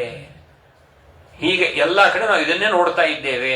ಎಲ್ಲಾ ಕಡೆಯೂ ಇದೇ ತಾಂಡವವಾಡ್ತಾ ಇದೆ ಅಂತ ಅಂದ ಬಳಿಕ ಇವರನ್ನೆಲ್ಲ ಮೊದಲು ಸಂಹಾರ ಮಾಡಬೇಕು. ಇವೇ ಬಾಲ, ಇವನ್ನೆಲ್ಲ ಏನು ನಿಂತು ಡೈರೆಕ್ಟ್ ಬುಲ್ಡೋಜರ್, ಅದೇ ಬುಲ್ಡೋಜರ್ ಹಾಕ್ಬೇಕು. ಇವರನ್ನೆಲ್ಲ ಬುಲ್ಡೋಜರ್ ಹಾಕಿ ನೆಲ ಸಮ ಮಾಡಿಬಿಡ್ಬೇಕು. ಆಗಲೇ ಅವರಿಗೆಲ್ಲ ಬುದ್ಧಿ ಬರುವುದು. ಯಾಕಂದ್ರೆ ಕಲಿಯುಗ ಆದ್ದರಿಂದ ತನ್ನ ಪ್ರಭಾವ ತೋರುವುದೇ ಅದು. ಕಲಿಪ್ರಬಲ ಆದ್ರಿಂದ ಅವರದೇ ಒಂದು ಹಾವಳಿ ಎಲ್ಲ ಕಡೆನೂ ಆಗುವುದೇ. ಆ ಮೂಲಕವಾಗಿ ಹೀಗೆ ಕೃಷ್ಣ ಏನು ಮಾಡಿದ, ಮೊದಲೇ ಜರಾಸಂಧನನ್ನು ಮುಗಿಸಿಬಿಟ್ರೆ ಈ ಎಲ್ಲ ಸೇನೆ ಇದು ಭೂಭಾರ ಹರಣ ಆಗುವುದಿಲ್ಲವಾದ್ದರಿಂದ ಅವನ್ನ ಸೋಲಿಸಿ ಹಾಗೆ ಕಳಿಸ್ತಾ ಇದ್ದ. ಹೀಗೆ ತಾನು ಹೀಗೆ ಉಕ್ಕಿ ಬರುವಂತಹ ಸಮುದ್ರದಂತಿರುವ ಜರಾಸಂಧನ ಸೈನ್ಯ ತನ್ನ ಪಟ್ಟಣವನ್ನು ಸುತ್ತುವರೆದಾಗ ಆವಾಗ ಇದನ್ನ ಮೊದಲು ಇವನ ಸೇನೆಯನ್ನ ಸಮೂಲವಾಗಿ ನಾಶ ಮಾಡುತ್ತೇನೆ. ಮುಂದೆ ಮಹಾಭಾರತಕ್ಕೆ ಯುದ್ಧಕ್ಕೆ ಅನೇಕ ಶಸ್ತ್ರಾಸ್ತ್ರಗಳು ಬೇಕಾಗ್ತದೆ, ಅನೇಕ ಮಾಡಬೇಕು, ಇನ್ನೂ ಭೂಭಾರ ಹರಣ ಆಗಬೇಕು. ಅದಕ್ಕಾಗಿ ಆ ಯುದ್ಧದಲ್ಲಿ ಶಸ್ತ್ರಾಸ್ತ್ರಗಳನ್ನೆಲ್ಲ ಸಂಗ್ರಹ ಮಾಡ್ತಾ ಇದ್ದಾನೆ. ದಿವ್ಯ ರಥಗಳು, ಆನೆ, ಕುದುರೆ, ಒಂಟೆ, ಎಲ್ಲ ಶಸ್ತ್ರಾಸ್ತ್ರಗಳು, ಇದನ್ನೆಲ್ಲ ಆ ಸೇನೆಯನ್ನ ಸಂಹಾರ ಮಾಡ್ತಾ ಇದ್ದ. ಅದನ್ನೆಲ್ಲ ಮಥುರೆಗೆ ಸಾಗಿಸ್ತಾ ಇದ್ದ. ಎಲ್ಲ ಉಗ್ರಸೇನ ರಾಜನಿಗೆ ಒಪ್ಪಿಸ್ತಾ ಇದ್ದ. ಎಲ್ಲ ಸಂಗ್ರಹ ಇಷ್ಟೆಲ್ಲ ಮಾಡ್ತಾ ಇದ್ದಾನೆ ಅಂತ ಅರ್ಥ. ಹೀಗೆ ಎಲ್ಲವನ್ನು ಈ ಪ್ರಕಾರವಾಗಿ ಒಪ್ಪಿಸ್ತಾನೆ. ಶಸ್ತ್ರಾಸ್ತ್ರಗಳನ್ನು ತರ್ತಾನೆ, ತಾನಾಗಿ ತಂದು ಒಪ್ಪಿಸ್ತಾನೆ. ಇಷ್ಟು ಮಾಡಿ ಆ ನಂತರ ಇದರಿಂದ ಅವರನ್ನ ಸಂಹಾರ ಮಾಡಿದರೆ ಈ ಲೋಕ ರಕ್ಷಣೆ ಆಗತ್ತೆ. ಇಲ್ಲವಾದರೆ ಲೋಕಕ್ಕೆ ಅತ್ಯಂತ ನಾನಾ ವಿಧವಾಗಿರತಕ್ಕಂಥ ಕಂಟಕಗಳು, ತೊಂದರೆಗಳು ಮೇಲಾಗತ್ತೆ ಅಂತೆಂಬುದಾಗಿ ಹೇಳುತ್ತಾ ಈ ರೀತಿಯಾಗಿ ಕೃಷ್ಣ ತಾನು ಮಾಡಿದ ದುಷ್ಟ ಶಿಕ್ಷಣ ಶಿಷ್ಟ ರಕ್ಷಣ ಎಂಬುವಂತಹ ಧರ್ಮ ಸಂಸ್ಥಾಪನಾರ್ಥಾಯ ಸಂಭವಾಮಿ ಯುಗೆ ಯುಗೆ ಅಂತ ಹೇಳಿದರಂತೆ ಅವತಾರ ಮಾಡಿದ್ದೇನೆ. ಅದಕ್ಕಾಗಿ ಇದು ದೇವತೆಗೆ ಕೊಟ್ಟ ಮಾತು, ಇದು ಸತ್ಯವಾಗಬೇಕಾದರೆ ಸತ್ಯಂ ವಿಧಾತು. ಅದಕ್ಕಾಗಿ ದೇವರು ಸತ್ಸಂಕಲ್ಪ ಹೋದಲ್ಲೋ ಅವನು ಬಿಟ್ಟು ತನ್ನ ಸಂಕಲ್ಪಾನುಸಾರವಾಗಿಯೇ ಎಲ್ಲವನ್ನು ಮಾಡ್ತಾನೆ ಹೊರತು ಸಂಕಲ್ಪ ವಿರುದ್ಧವಾಗಿ ಸರ್ವಥಾ ಮಾಡುವುದಿಲ್ಲ. ಕೊಟ್ಟ ಮಾತನ್ನ ಪೂರ್ಣ ಮಾಡೇ ಬಿಡ್ತಾನೆ ದೇವರು. ಹಾಗೆ ಪರಮಾತ್ಮ ಈ ಶತ್ರುಸೇನ 4 ದ್ವಾರಗಳಿಗೆ ಬಂದು ನಿಂತಿದೆ. ಆಗ ಕೃಷ್ಣ ಕೂಡಲೇ ಏನು ಮಾಡಿದ, ತಕ್ಷಣವೇ ಯುದ್ಧಕ್ಕೆ ಸಿದ್ಧನಾಗ್ತಾ ಇದ್ದಾನೆ. ಆಗಿಂದಾಗಲೇ ಆಕಾಶ ಮಾರ್ಗದ ದಿವ್ಯ ರಥ ಬಂತಂತೆ. ಯಯೌ ಸರಥಂ ಅಂತ ಹೇಳ್ತಾರೆ. ರಥ ಉಪಚಿದೋ ಸದ್ಯ ಸಸುತೋ ಸಪರಿಚ್ಛದೋ ಆಯುಧಾನಿ ದಿವ್ಯಾನಿ ಪುರಾಣಾನಿ ದೃಚ್ಛಯ ದೃಷ್ಟೋತ ಹೃಷಿಕೇಶ ಸಂಕರ್ಷಣವಥ ಬ್ರವೀತ್. ಧರ್ಮರಕ್ಷಣೆಗಾಗಿ ಈ ಪ್ರಕಾರ ವಿಚಾರ ಮಾಡುತ್ತಿರುವಾಗೆಯೇ ಆಕಾಶದಿಂದ ಅತ್ಯಂತ ಸೂರ್ಯನಂತೆ ಹೊಡೆಯುವಂತಹ ರಥ ಬಂದು ಅಲ್ಲಿ 2 ರಥ ಬಂತಂತೆ. ಅದು ಎಲ್ಲ ವಿಧವಾದಂತಹ ಅಲ್ಲಿ ಸೂತ, ದಾರುಕ ಮತ್ತು 4 ಕುದುರೆಗಳು, ಆಯುಧಗಳು, ಶಸ್ತ್ರಾಸ್ತ್ರಗಳು ಎಲ್ಲ ರೆಡಿಯಾಗಿ ರಥ ಬಂದು ಸಿದ್ಧವಾಯ್ತಂತೆ. ಅದನ್ನು ನೋಡಿ ಋಷಿಕೇಶ ಅಂತಹ ಪರಮಾತ್ಮ, ಋಷಿಕಾನ ಇಂದ್ರಿಯಗಳು, ಅದಕ್ಕೆ ಅಧಿಪತಿಯಾಗಿರತಕ್ಕಂತಹ ಪರಮಾತ್ಮ ಸಂಕರ್ಷಣ ಬಲರಾಮ ದೇವರಿಗೆ ಹೇಳ್ತಾನೆ, ನೀನು ನೋಡಪ್ಪ ರಥವನ್ನ ಆರೋಹಣ ಮಾಡು. ಈ ಯದುಕುಲಕ್ಕೆ, ಈ ಮಥುರಾ ಪಟ್ಟಣಕ್ಕೆ ದುಃಖ ಬಂದು ಒದಗಿದೆ. ಆದ್ದರಿಂದ ರಥ ಬಂದಿದೆ, ಆ ಆಯುಧಗಳು ಬಂದಿವೆ, ಆದಷ್ಟು ಬೇಗ ನಾವು ಯುದ್ಧಕ್ಕೆ ಸಿದ್ಧರಾಗೋಣ ಅಂತ ಹೇಳುತ್ತಾ ನಮ್ಮ ಅವತಾರವಾಗಿ ಇದಕ್ಕೋಸ್ಕರ ಸಾಧೂನಾಂ ಈಶ ಶರ್ಮಕೃತ ಈ 23 ಭೂಮಿ ಭಾರಂ ಅಪಾಕುರು 23 ಅಕ್ಷೇಣಿ ಸೈನ್ಯ ಸಮೇತರಾಗಿ ಬಂದ ಜರಾಸಂಧ ದುಷ್ಟ. ಅದಕ್ಕಾಗಿ ಅದನ್ನೆಲ್ಲ ಎಲ್ಲ ಸೈನ್ಯವನ್ನ ಸದೆಬಡೆ ನಾಶ ಮಾಡು ಅಂತ ಹೇಳ್ತಾ ಇರುವಾಗ ಸಂದರ್ಭದಲ್ಲಿ ಬಂದ್ಬಿಟ್ರಲ್ಲಿ ರಚಿಕರು, ಆ ನಂತರ ದೂತರು ಬಂದಿದ್ದಾರೆ, ಸಾರಥಿ ಬಂದಿದ್ದಾನೆ. ಅಂತಹ ಪರಮಾತ್ಮ ಶಂಖವನ್ನ ಊದ್ತಾ ಇದ್ದಾನೆ. ಆ ಶಂಖ ಧ್ವನಿಗೆ ಶತ್ರುಗಳ ಸೇನೆ ಅಲ್ಲಿ ಪೂರ್ಣ ಕಂಪಿತರಾದರಂತೆ, ಭಯಗ್ರಸ್ತರಾಗಿ ಶಂಖ ಧ್ವನಿಯಿಂದಲೇ ಹತರಾಗಿ ಬಿಟ್ರಂತೆ. ಇಷ್ಟು ವಿಧವಾಗಿರತಕ್ಕಂತಹ ರೀತಿಯಾಗಿ ವಿತ್ರಾಸ ವೇಪತು ಅಂತ ಭಯಂಕರ ಆಯಿತು. ಆ ನಂತರ ಮಾಘದ ಜಲಸಂಧ ನೋಡಿ ಕೃಷ್ಣ ಪುರುಷಾದವ ನತ್ವಯ ಯುದ್ಧ ಮಿಚ್ಛಾಮಿ ಬಾಲ್ಯಕ್ಕೆ ಲಜ್ಜೆಯ, ನಿನ್ನೂ ಬಾಲಕ, ನಿನ್ನ ನಾನು ಯುದ್ಧ ಮಾಡುವುದಿಲ್ಲ ಅಂತ ಜರಾಸಂಧ ಹೇಳ್ತಾನಂತೆ. ಉತ್ತರ ದ್ವಾರಕ್ಕೆ ಬಂದ, ಯಾಕಂದ್ರೆ ಜರಾಸಂಧ ಅಲ್ಲೇ ಇದ್ದಾನೆ. ಆದ್ದರಿಂದ ಅಲ್ಲೇ ಬಂದಂತ ಕೃಷ್ಣ ನಿನ್ನನ್ನು ಯುದ್ಧ ಮಾಡುವುದಿಲ್ಲ ಅಂತಾನಂತೆ. ಆಯ್ತು, ಯುದ್ಧ ಮಾಡುವುದಲ್ಲೋ ಆಯ್ತು ಅಂತ ಹೇಳುತ್ತಾ ಬಲರಾಮನಿಗೆ ಯುದ್ಧವನ್ನು ಆರಂಭ ಮಾಡ್ತಾ ಇದ್ದಾನೆ. ಆ ನಂತರ ಬಲರಾಮ ದೇವರು ಘನಘೋರ ಯುದ್ಧ, ಅವ್ರಿಗೆ ಬೇಕಾ ಹಲ ಮುಸಲ ಏನು ಬೇಕೆಲ್ಲ ಬಂದಂತೆ. ಪರಮಾತ್ಮನಿಗೆ ಎಲ್ಲ ಚಕ್ರ ಮುಂತಾದ ಎಲ್ಲ ಕೌಮೂಲಿಕಿ ಎಲ್ಲ ವಿಧವಾಗಿರ್ತಕ್ಕಂತಹ ಶಾರ್ಂಗಧನುಸ್ಸು ಎಲ್ಲ ಟಂಕಾರ ಮಾಡಿದ ದೇವರು. ಅದರಿಂದೇ ಆ ಎಲ್ಲ ಶತ್ರು ಸೇನೆ ಎಲ್ಲ ಕಂಪಿತವಾಯಿತು ಅಂತ ಕೆಲವೊಂದು ಪಲಾಯನ ಮಾಡ್ತಾ ಇದ್ದಾರೆ ಧ್ವನಿ ಕೇಳಿಯೇ. ಇನ್ನು ಮುಂದೇನು ಹಾಗೆ ಘನಘೋರ ಯುದ್ಧವಾಗಿ ಬಲರಾಮ ಅವನನ್ನ ಅಲ್ಲಿಯೇ ಸೋಲಿಸಿಬಿಟ್ಟಿದ್ದಾನೆ. ಇನ್ನು ಕೊಲ್ಲಬೇಕಂದಾಗ ಆಕಾಶವಾಣಿ ಆಯ್ತಂತೆ, ಇನ್ನು ನಿನ್ ತುತ್ತಲ್ಲಪ್ಪ, ಅದು ಭೀಮಸೇನ ತುತ್ತು, ಆದ್ದರಿಂದ ನೀನು ಈಗಲೇ ಕೊಲ್ಲಬೇಡ, ಈಗ ಕೊಂದ್ರೆ ಭೂಭಾರ ಹರಣ ಆಗುವುದಿಲ್ಲ. ಇನ್ನೂ ಅನೇಕ ಬಾರಿ ಬರ್ತಾ ಇದ್ದಾರೆ ಜರಾಸಂಧ, ಬರಬೇಕು. ಅವನ ಅಪಾರವಾದಂತಹ ಆ ಸೇನೆ ಅದು ನಾಶವಾಗಬೇಕು, ಆಗಲೇ ಭೂಭಾರ ಹರಣ ಸಾಧ್ಯವಾಗತ್ತೆ ಎಂಬುದಾಗಿ ಹೇಳುತ್ತಾ ಸಂದರ್ಭದಲ್ಲಿ ಈ ಪ್ರಕಾರವಾಗಿ ಶುಕಾಚಾರ್ಯರು ಯುದ್ಧದ ವರ್ಣನೆಯನ್ನ ಮಾಡ್ತಾ ಇದ್ದಾರೆ. ಆ ನಂತರ ವಿಶಿಷ್ಟವಾಗಿರ್ತಕ್ಕ ರೀತಿಯಾಗಿ ಅನೇಕ ಬಾರಿ ಜರಾಸಂಧ ಅನೇಕ ವಿಧವಾಗಿರತಕ್ಕಂಥ ಮಹಾ ರಚಿಕರನ್ನ ಮುಂದೆ ಮಾಡಿಕೊಂಡು ಎಲ್ಲ ಕೃಷ್ಣ ದ್ವೇಷಗಳ ನೋಡ್ರಿ, ಒಬ್ಬರಿಗಿಂತ ಒಬ್ರು, ಶಿಶುಪಾಲ, ದಂತವಕ್ತ್ರ, ರುಕ್ಮಿ, ಯುಧಾನ ಎಲ್ಲರೂ, ಶಕುನಿಯೂ ಇದ್ದ ನೋಡ್ರಲ್ಲಿ, ದ್ರುಪದನೂ ಇದ್ದ, ಎಲ್ಲರೂ ಕೂಡ ಕೃಷ್ಣನ ವಿರುದ್ಧವೇ ನಿಂತು ಬಿಟ್ರು. ಅಂದ್ರೆ ಧರ್ಮದ ವಿರುದ್ಧವೇ ನಿಂತು ಬಿಟ್ರು. ಧರ್ಮೋ ಧರ್ಮವಿದುತ್ತಮ, ಧರ್ಮೋ ನಾರಾಯಣ, ವೇದೋ ನಾರಾಯಣ ಸಾಕ್ಷಾತ್ ಎಂಬುದಾಗಿದೆ. ಆದ್ದರಿಂದ ಎಲ್ಲರೂ ವಿರುದ್ಧವಾಗಿ ನಿಂತು ಬಿಟ್ರು. ಎಲ್ಲ ಅದಕ್ಕೆ ಓಟ್ ಹಾಕೋದು, ಅದಕ್ಕೇನೆ ಅಧರ್ಮಕ್ಕೆ ಓಟ್ ಹಾಕುವುದು ಎಲ್ಲ ಕಲಿ. ಹೀಗಿರೋದರಿಂದ ಅದೇ ಒಂದು ವಿಶಿಷ್ಟವಾಗಿರತಕ್ಕ ಆಗಿನ ಕಾಲದಲ್ಲಿ ಅವರೆಲ್ಲ ಎಲ್ಲಿ ಪಕ್ಷ ಹೆಚ್ಚು ಇರ್ತದೋ ನೋಡೋದೇ ಇಲ್ಲ. ಎಲ್ಲಿ ನಮ್ಮ ಸುಖ ಇದೆ, ನಮಗೆಲ್ಲಿ ಇದೆ ಅಂತ ಅದನ್ನ ಯೋಚನೆ ಮಾಡುವುದೇ ಇಲ್ಲ. ಮತ್ತು ದುಃಖದಲ್ಲಿಯೇ ಬೀಳುತ್ತಾರೆ. ಅದೇ ಗತಿ ಆಗಿನ ಕಾಲದಲ್ಲಿ ಇತ್ತು ಅಂತ ಹೇಳ್ತಾ ಇದ್ದಾರೆ. ಏವಂ ಸಪ್ತದಶಕೃತ್ವ ತಾವತ್ ಅಕ್ಷೋಣೀಯವರ ಇವುದೇ ಮಾಗಧೋರಾಜ ಯದಿವೆ ಕೃಷ್ಣ ಪಾರತೈಹಿ. ಈ ರೀತಿಯ 17 ಬಾರಿ ಅವನು ಬಂದಂತ ಸಪ್ತದಶಕೃತ್ವ 17 ಬಾರಿ ಕೃಷ್ಣ ಬಲರಾಮನೊಂದಿಗೆ ಯುದ್ಧಕ್ಕೆ ಬಂದಿದ್ದಾನಂತೆ. ಆ ನಂತರ ಅಷ್ಟಾದ ಸಂಗ್ರಾಮಿ ಆಗಮನಿಸಿದ ನಂತರ ಆ ನಂತರ 18ನೇ ಯುದ್ಧ 18ನೇ ಬಾರಿ ಯುದ್ಧಕ್ಕೆ ಬರುವಾಗ ಆ ಸಂದರ್ಭದಲ್ಲಿ ಕಾಲಯವನ ಅವನನ್ನ ಕರ್ಕೊಂಡು ಬರ್ತಾ ಇದ್ದ. ಕಾಲಯವನನ್ನ ಕರ್ಕೊಂಡು ಬರ್ತಾರಂತೆ. ಅವನು ಆ ಕಾಲಯವನ ಗರ್ಗಾಚಾರ್ಯರು ಯವನ ಸ್ತ್ರೀಯಲ್ಲಿ ಅಲ್ಲಿ ಅವನು ಪಡೆದದ್ದು ಒಂದು ಸಭೆಯಲ್ಲಿ ದೇವತೆಗಳು ಅಪಹಾಸ ಮಾಡಿದರಂತೆ ಗರ್ಗಾಚಾರ್ಯರನ್ನ ಕುರಿತು. ನಪುಂಸಕ ಅಂತ ಅಪಹಾಸ ಅದಕ್ಕೆ ಕೋಪೋದ್ರಿಕ್ತರಾಗಿ ಇವರಿಗೆ ಸರಿಯಾಗಿ ಬುದ್ಧಿ ಕಳಿಸ್ತೇನೆ, ಇವರಿಗೆಲ್ಲ ಸೋಲಿಸುವಂತಹ ಯಾದವರೆಲ್ಲ ಯದುಕುಮಾರರು ಬಾಲಕರೆಲ್ಲ ನಕ್ಕರದ ಅಪಹಾಸ ಮಾಡಿದರಂತೆ. ಇವರನ್ನೆಲ್ಲ ಸೆರೆಬಡಿಯುವಂತ ಮಗನ ಪಡಿತೇನೆ ಅಂತ ಹೇಳಿ ಕೈಲಾಸ ಪರ್ವತಕ್ಕೆ ಹೋಗಿ ತಪಸ್ಸು ಮಾಡಿದರಂತೆ. ವಿಷ್ಣು ಪುರಾಣದಲ್ಲಿ ಈ ವಿಚಾರ ಬರ್ತದೆ, ಭಾಗವತದಲ್ಲಿ ಬರೋದಲ್ಲ. ಹೀಗೆ ತಪಸ್ಸು ಮಾಡಿ ಆ ಸಂದರ್ಭದಲ್ಲಿ ಆವಾಗ ವರವನ್ನ ಪಡಿತಾ ಇದ್ದಾರೆ. ಆ ಯವನ ಒಬ್ಬ ಬಂದು ಅಲ್ಲಿ ಪ್ರಾರ್ಥನೆ ನಮಗೆ ಸಂತಾನವಿಲ್ಲ, ಅನುಗ್ರಹ ಮಾಡಬೇಕು ಅಂತ ಅವರನ್ನ ಕುರಿತು ಕೇಳಲಾಗಿ ಆ ಯವನನ ವೇಷವನ್ನೇ ಹಾಕೊಂಡು ಆ ಯವನನ ಸ್ತ್ರೀಯಲ್ಲಿ ಇವರು ಅಲ್ಲಿ ಹುಟ್ಟಿದಕ್ಕೆ ಕಾಲ ಯವನ ಅಂತ ಸೇರ್ಕೊಂಡೇ ಹೆಸರು ಬಂತು. ಕಾಲ ಯವನ ಎಂಬುದಾಗಿ ಎಲ್ಲ ಯವನರೇ ಆಗ್ತಾ ಇದಾರೆ ಈಗ. ಲವ್ ಜಿಹಾದ್ ಅನ್ಕೊಂಡು ಎಲ್ಲಾನು ಯವನಮಯ ತನ್ಮಯ ಆಗ್ತಾ ಇದ್ದೆ. ದಿನೇ ಕೇಳ್ತಾ ಇದ್ದೇವೆ. ಇಷ್ಟು ನಮ್ಮ ಹಿಂದೂಗಳಿಗೆ ಇನ್ನೂ ಬುದ್ಧಿ ಬರ್ತಾ ಇಲ್ಲ. ಇಟ್ಟಿದ್ರು ಇನ್ನೂ ಬರೇ ಆ ಪ್ರೀತಿ ಪ್ರೇಮ ಅನ್ಕೊಂಡು ಏನ್ ಜಾತಿ ಧರ್ಮ ಅಂತ ಅನ್ಕೊಂಡು ತಾವೇ ತಮ್ಮ ಕೈಯಾರೆ ಹಾಳಾಗ್ತಾ ಇದೆ. ಇಷ್ಟಾದರೂ ಕೂಡ ವಿಚಿತ್ರ. ಅದಕ್ಕೆ ಏನು ಅಂದ್ರೆ ಸಂಸ್ಕಾರ ಇಲ್ಲ. ತಂದೆ ತಾಯಿಗಳ ಸಂಸ್ಕಾರ ಕೊಡಬೇಕು ಮನೆಯಲ್ಲಿ. ಅವ್ರಿಗೆ ಅವಕಾಶ ಇಲ್ಲ. ಇಬ್ರು ಹೋಗಬೇಡ ಉದ್ಯೋಗಕ್ಕೆ, ಹೊಟ್ಟೆಪಾಡಿಗೆ ಇಬ್ರು ಕೆಲಸಕ್ಕೆ ಹೋದ್ರೆ ಸಂಸ್ಕಾರ ಕೊಡೋರು ಯಾರು ಮನೆಯಲ್ಲಿ? ತಾನೊಂದು ಕಡೆ, ಅವರೊಂದು ಕಡೆ, ಇವರೊಂದು ಕಡೆ, ಅವರೊಂದು ಕಡೆ, ಮಕ್ಕಳು ಹೇಗೆ ಬೆಳೀತಾರೆ? ಅದೇ ಇದೆಲ್ಲ ಆಗಲಿಕ್ಕೆ, ಇಂಥವೆಲ್ಲ ಆಗಲಿಕ್ಕೆ ಮನೆಯ ಸಂಸ್ಕಾರ ಇಲ್ಲಪ್ಪ.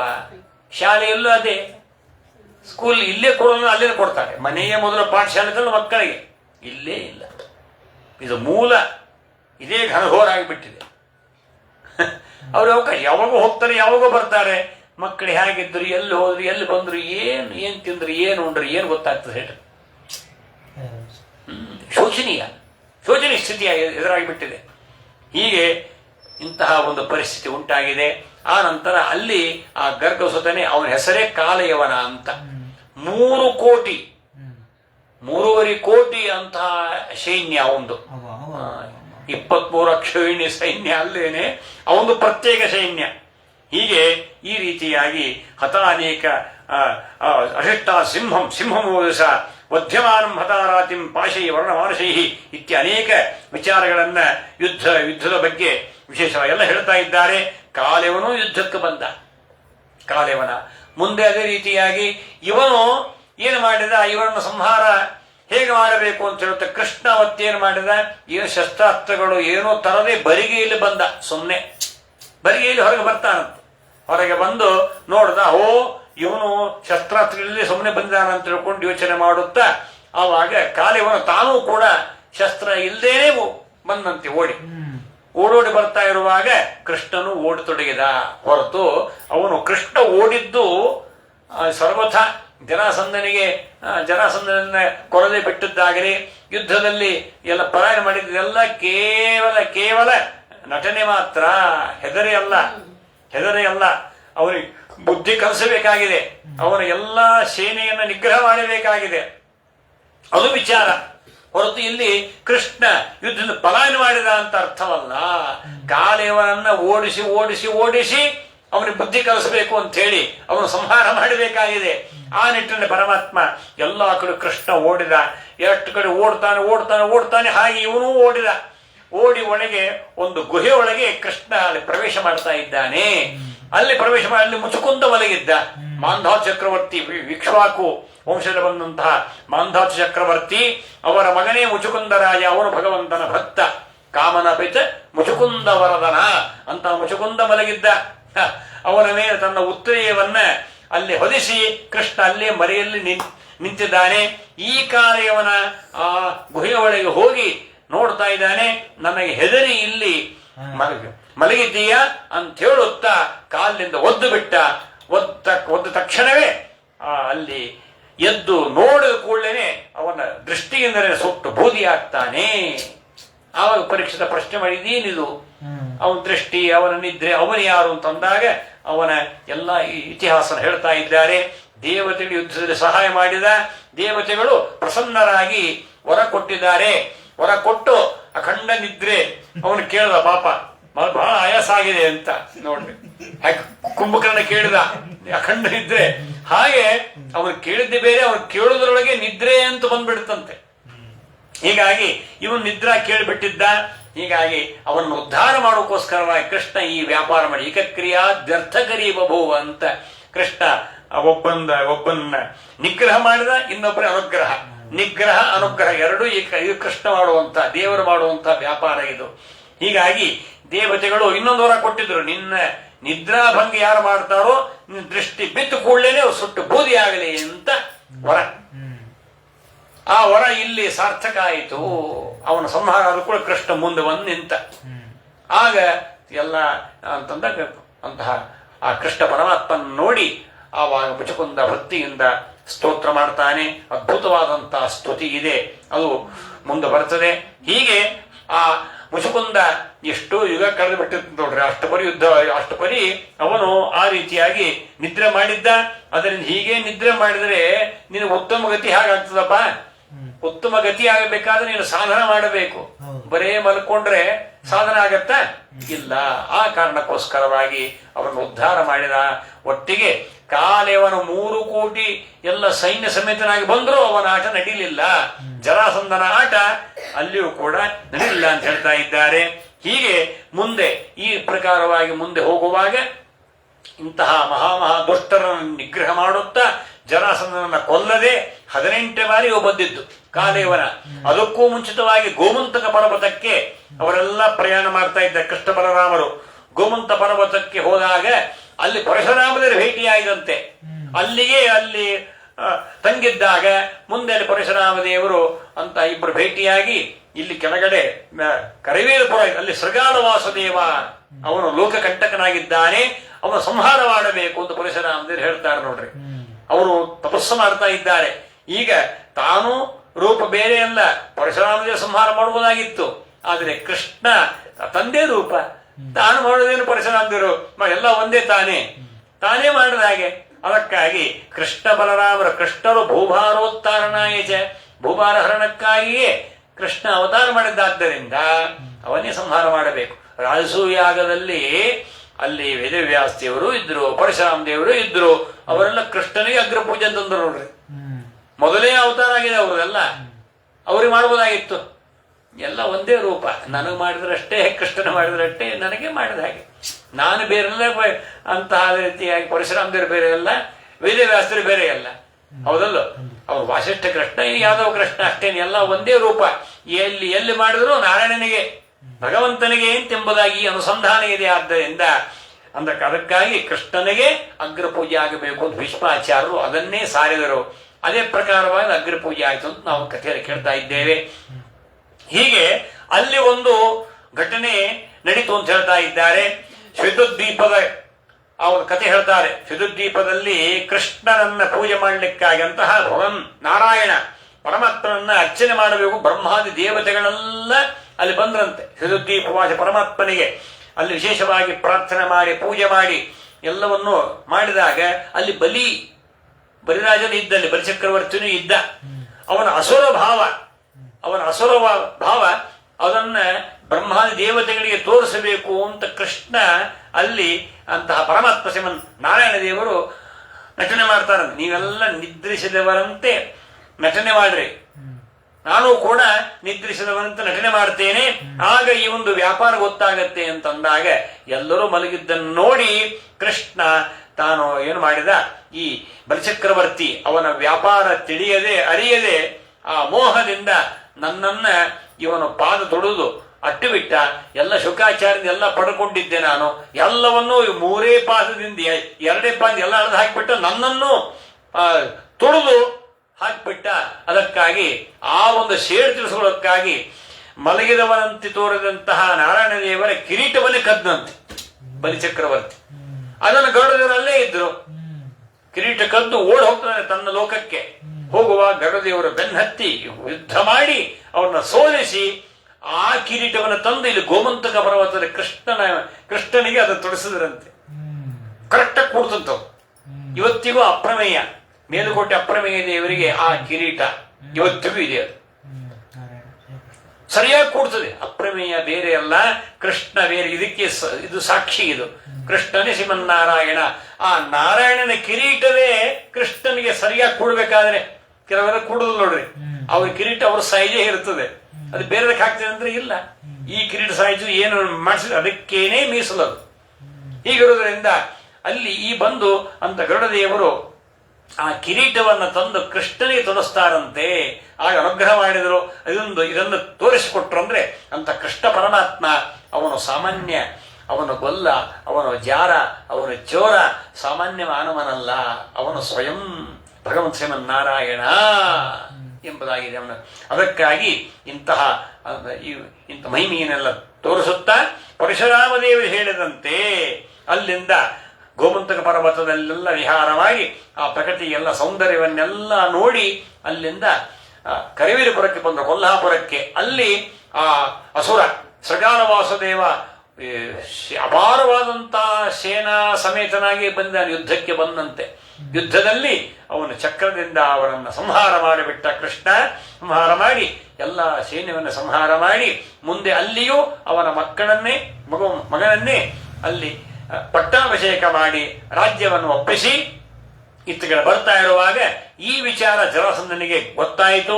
ನನ್ನ ಅತ್ಯಂತ ಆತ್ಮೀಯನಾಗಿರ್ತ ಸಗಾಲ ವಾಸುದೇವನ ಕೊಂದಲ್ಲ ಅಂತ ಹೇಳಿ ಆ ಒಂದು ಸೇಡಿನಿಂದ ಗೋಮಂತಕ ಪರ್ವತಕ್ಕೆ ಮುತ್ತಿಗೆ ಹಾಕಿದ. ಇಲ್ಲೇ ಸಿಗ್ತಾರವರು ಅಂತ ನೋಡ್ರಿ. ಮಥುರಾ ಪಟ್ಟಣ ಆಯಿತು, ಅಲ್ಲಿ ಅವ್ರ ಕೆಲಸ ಆಗಲಿಲ್ಲ. ಎಷ್ಟೋ ಬಾರಿ ಸೋತು ಹೋಗಿ ಅವನು ಪಾಪ ನಿರ್ವಿಣ್ಣನಾಗಿಬಿಟ್ಟಿದ್ದ ಜರಾಸಂಧ. ಮತ್ತು ನೋಡ್ರಿ ಸೇಡ್ ಎಷ್ಟಿದ್ರೂ ಕೂಡ ಅವನಿಗೆ ಬುದ್ಧಿ ಬಂದಿಲ್ಲ. ಏನಾದ್ರೂ ನಾನು ಕೃಷ್ಣನನ್ನು ಗೆಲ್ಲಕ್ಕೆ ಆಗ್ತಾ ಇಲ್ವಲ್ಲ ಅಂತ ಮತ್ತೆ ಮತ್ತೆ ತಾನು ಬಾಣಾಸುರ ಅಂತ ಅವನು ಅಸುರನೇ, ಮಹಾ ದೈತ್ಯ, ಋತುದೇವರ ಭಕ್ತವನು. ಅವನು ಬಲಿಚಕ್ರವರ್ತಿ ಮೊಮ್ಮಗನೇ, ಬಲಿಚಕ್ರವರ್ತಿ ಮಗ ವಿರೋಚನ, ಅವನ ಮಗನೇ ಬಾಣಾಸುರ. ಹೀಗಾಗಿ ಆ ಬಾಣಾಸುರನ ಸಹಾಯವನ್ನು ಕೇಳಕ್ಕೆ ಬರ್ತಾನೆ ಜರಾಸಂಧ. ಅವನನ್ನು ಕೂಡ ಬಾಣಾಸುರ ಎಲ್ಲ ನಿಂದೆ ಅಪ್ಪ, ಈ ರಾಜ್ಯ, ಈ ಸೇನೆ, ಈ ಕೋಶ, ಆನೆ, ರಥ ಎಲ್ಲ ನಿಂದೆ. ನೋಡ್ರಿ ಅಂತ ವಿಚಿತ್ರ. ಅವರಿಗಾಗಿ ಎಲ್ಲ ಕೊಟ್ಬಿಡ್ತಾರೆ. ಈಗ ನೋಡ್ರಿ ಎಲ್ಲ ಬಜೆಟ್ ಎಲ್ಲ ಅವರಿಗೆ ಎಲ್ಲಾನು ಪೂರ್ಣ 15,000 ಕೋಟಿ ಅವ್ರಿಗೆ ಸ್ಯಾಂಕ್ಷನ್ ಎಲ್ಲ ಆಗಲೇ ಕೊಟ್ಬಿಟ್ಟಿದ್ದಾರೆ ತಿರುಗಿ. ಆಸ್ತಿ ಎಲ್ಲ ಪ್ರತಿಯೊಂದು ಅವ್ರದ್ದು ನಿಮ್ದೇಪ್ಪ. ಇಡೀ ಸ್ವತ್ತೇ ನಿಮ್ದು. ಏನು ಬಂತೇಳಿ ಪೂರ್ಣ ಖಾಲಿ, ಖಜಾನೆ ಏನು ಉಳಿದಿಲ್ಲ. ಏನು ನೋಡ್ರಿ ಚಿತ್ರ. ಇದು ಎಂಥದ್ದು ನೋಡಿ, ಎಂಥ ಘೋರ. ಇದೆಲ್ಲ ನೋಡಿ, ಇದು ಚಿತ್ರ ನಮಗೆ ಹಿಂದೂ ಇತ್ತು, ಈಗೂ ಇದೆ. ಅದು ಹಿಂದೂ ಇತ್ತು ಅನಾದಿ ಕಾಲದಿಂದ ಎಲ್ಲ ಈ ಒಂದು ಇದ್ದೇ ಇದೆ. ದುಷ್ಟರು ಇದ್ದಾರೆ, ಶಿಷ್ಟರು ಇದ್ದಾರೆ, ನಡೀತಾನೆ ಇತ್ತು ತುಂಬಲ. ಆದರೆ ಧರ್ಮ ಒಂದೇ ನಮ್ಮನ್ನು ರಕ್ಷಣೆ ಮಾಡುತ್ತಷ್ಟೇ. ಧರ್ಮೋ ರಕ್ಷತೆ ರಕ್ಷಿತ, ಇಲ್ಲವಾದ್ರೆ ಇಲ್ಲ. ನೋಡ್ರಿ ಮತ್ತದೆಲ್ಲ ಎಲ್ಲ ಎಲ್ಲ ಒಂದು ಪುನರಾವರ್ತನೆ ಅಂತಾರಲ್ಲ, ಆಗ್ತಾನೆ ಇದೆ. ಎಲ್ಲ ನಿಂದೆ ಕಣೋ ಅಂತ ಅವನು ಬಾಣಾಸುರ.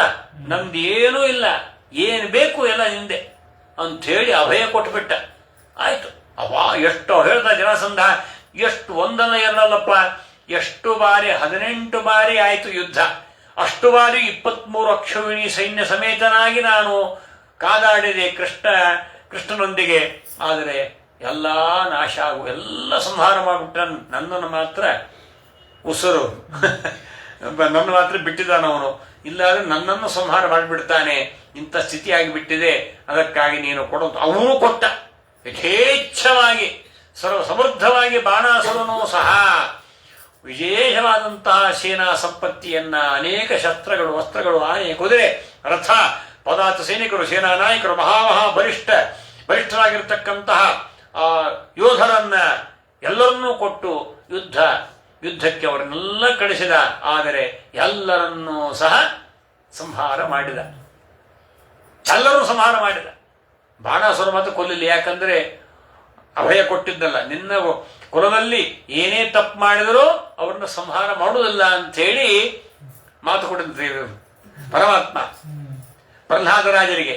ಅದಕ್ಕಾಗಿ ಕೇವಲ ನಿಗ್ರಹ ಮಾತ್ರ ಅಷ್ಟೇನೆ, ಸೋಲಿಸುವುದಷ್ಟೇ, ಅವರನ್ನು ಕೊಲ್ಲಿಲ್ಲ. ಏನೇ ತಪ್ಪು ಮಾಡಿದ್ರು ಅವರನ್ನ ಅನುಗ್ರಹ ಮಾಡ್ತೇನೆ ಅಂತ ಮಾತು ಕೊಟ್ಟಿದ್ದಕ್ಕೆ ಬಿಟ್ಟಷ್ಟೇ ಇಲ್ಲ, ಅವರನ್ನು ಸಂಹಾರ ಮಾಡ್ತಾರೆ. ಬಾಣಾಸುರನ ಬಾಹುಗಳ ಅಳಿದ ಕೈಯಾತೋರು ಅಂತ ದಾಸರ ಸ್ತೋತ್ರ ಮಾಡ್ತಾರೆ ಅಷ್ಟೇ.